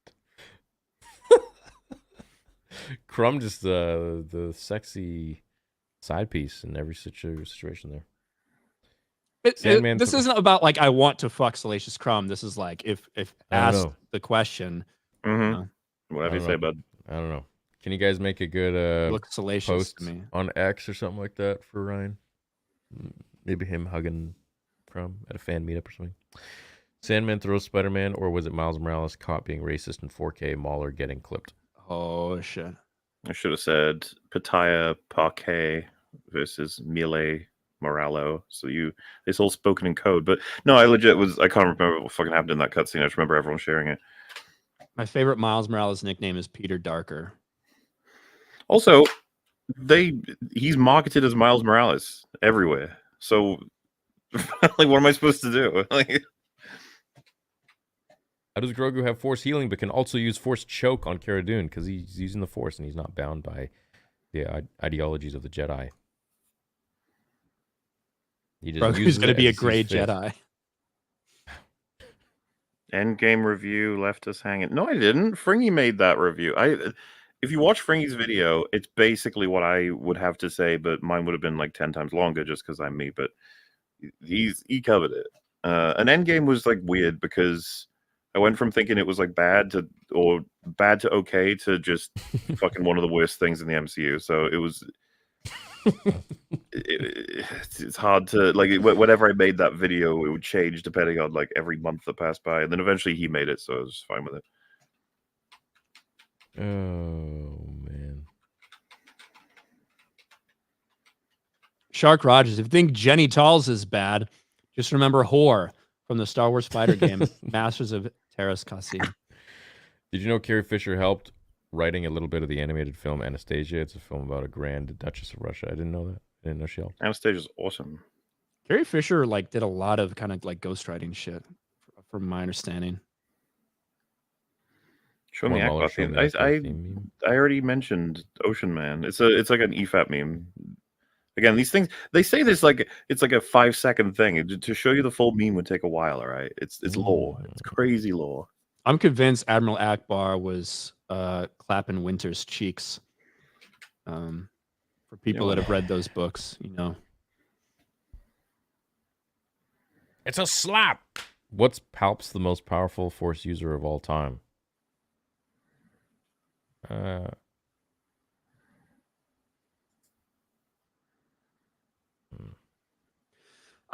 It's tough because I think Initiate and Nihilus, and it's like, you don't know. Yeah, it's tough when you compare like power levels across like thousands and thousands of years. But Palpatine is like considered by many to be like the most powerful Sith Lord we've seen. And What about Omega unknown. We'll see what happens with Omega. She definitely has potential. It's like her M count goes above Palpatine's. Obviously, if Anakin doesn't get fucking sliced and diced, I think he's got something to say about that. But Did you guys see Dune Awakening video game? No, I did not. No. I did not see it at all. My worthy prince. Worm says, oh, it's a cute cat. Oh, orange eyes. Theory just received my Maul Saber. It's effing beautiful. Off to torture the kids now. Thanks. I'm so happy you got one, dude. So happy you're enjoying it. I love it. I think it's a fantastic piece. And I want to see an animation. Speaking of torturing kids, look at that thing. Hell yeah. It's a nice piece. I want to see which one do you want? Because I'm going to send you one once the full site's ready. I need to look. I need to look and decide and pick mine out. It's going to be fucking awesome. Well, when the full site's ready, you can just look through the list of hundreds and choose what you want. There's empty hills awesome. too. Yeah. We need an animation when you guys were talking earlier and you gave the idea of like Mauler just boxing some little kid. I want a fucking animation of that. Just Mauler beating the shit out of some little kid in the boxing ring. Yeah. Do you guys think they will? Well, didn't that just happen with that MMA fighter and Sneeko? Sean Strickland? Yeah. Yeah. Did you see that? I did see that. He beat the shit out of him. Yeah, I mean, just, like, spar, and he like fully unloaded. Well, I think Sneeko knew what he was getting into. Yeah. And he fucking didn't go down, which is fucking pretty honorable, even if you got the shit kicked out of you. I think Sean Strickland found it honorable he didn't go down either. Do you guys think they will cancel Jedi 3 like the rest of the games? No, I don't think so, man. I don't think so. It makes too much money. I think they shifted a lot of the people that were working on the Mando game they're shifting them onto the Jedi game, right? Say that again? I think that they're aren't they shifting the people that were working on the Mandalorian game for Respawn? Aren't they shifting them to the Jedi game? Yeah, they're shifting them to the Jedi game and Apex Legends. Yeah. And probably like EA games or something. Unboxing Dark Apprentice right now. So sick. I'm glad you like it, dude. I hope you find something when the full site's ready. And happy birthday, bro. Favorite Clone Wars episode, guys. Love the work. What's up, Normac? Bombad General. No, for real. What's your favorite? What would be your favorite? In terms of ones that I think about the most often, it's probably the Mortis arc. Me too. I don't even know if I like it or not, but it's the ones that make me like think the most, and they're fucking wacky and weird. Yeah. But I'm not a big TCW guy. I don't like most of what I see. So Bombad General it is. What's the one where R2 and C-3PO have to go get a cake for Padme? Geez, I don't know. No idea. That'd be my second favorite. Yeah. Ryan wants a salacious beehole. Salacious beehole. How do you feel about the argument that the EU was too convoluted with conflicting books because it was so vast? Disney needed the reset for normies. What I'll say about that is that in the last decade worth of storytelling from Disney, when they told us the focus was going to be on continuity and everything, we've seen more fucking errors in continuity in the last decade, despite a reset, than we did in the fucking 40 years prior. Maybe not 40, but 30 years prior. Not to say there wasn't any conflicts. There certainly were. And some of those had to be smoothed over because, a book that was set between episodes 5 and 6 that said one thing about Chewbacca's claws, but in reality, a book that had been written 15 years prior that was actually set 8 years in the future. Leia saw those claws while he was climbing a tree, like things like that, right? But I think the idea about like continuity, and that's the reason we want a clean slate. Look at what they've fucking done with that. It's embarrassing. Yeah.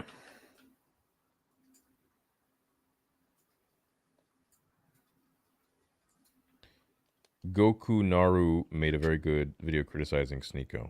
Okay. Check it out. It was wicked cool that you sent Wesley a lightsaber theory. Big shout out to you. I haven't sent it yet, so I don't want to come across as if I sent it yet. I'm waiting for the full site to be done, and then I'm going to be sending him something that I think he'll really like.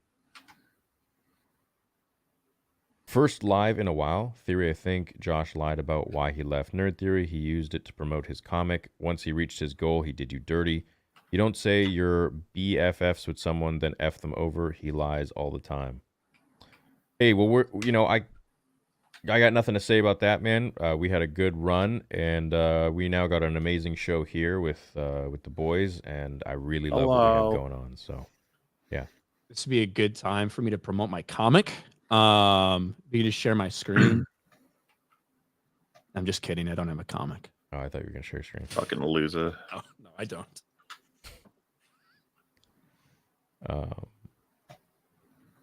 But if I did, I would share my screen. Here's where I promote my comic. If I had one. If I had one, this would be the opportune time. Yeah, I'd love for you to share whatever you want to sell. No, I don't have anything. This is the only thing that brings me joy in life. Well, I'm glad it does. I think you said that last week, and I said I'm sorry that your life sucks that badly. It's the boogie meme. You guys must accept the boogie meme. Oh man. Yeah, Nerd Theory was great while it was lasting, while it was on, and things change, and he had to focus on his family and his comic, and so we found a great show here, and that's awesome. So I'm happy for the boys that are here now. Yes. Right. Theory and Ryan, did you guys ever read the book titled The Glove of Darth Vader? It was an interesting concept. Much love. May the Force be with you. We talked about that the other day a little bit. That weird fucking like Jedi Prince series or whatever. I read it a long fucking time ago. I've never revisited it. It is kind of wild. Like the idea they're on this hunt for the glove of Darth Vader that can actually produce lightning, but it was really like just a trick, and it involves someone who says they're the son of Palpatine and also an illegitimate son of Palpatine, and somebody has a fucking third eye at the back of their head and shit. Kind of wild. It was written in like 1992 or some shit. I didn't know that. I never knew about that book. Theory makes me so sad that when he just made that comic joke, you thought he was serious. That's how many times you have been screwed over. I didn't mean to make you feel bad. What do you mean? I don't get it. He says he feels bad that when I made the joke about promoting my comic book, he thought I was serious. Yeah, so? I think that's what he's saying. Yeah, I did. But I don't get it. He thinks you've been done dirty by people, Theory. He's got your back. I have. Oh, well, thank you. You guys see Boogie got his house vandalized by his shaman? Yes. What? That's the thing we explained earlier. Yes. Yeah, we talked about this like 2 hours ago. That was the guy whose name is Flaming Star, provided him mushrooms and then betrayed him. Oh Jesus, dude! I thought you said you provided him like Dungeons and Dragons cards. It was Magic the Gathering. That's the whole of it. The short version is just his mushroom shaman has been vandalizing his house, which in and of itself is pretty hilarious.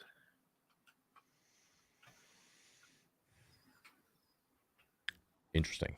Shaman / drug dealer.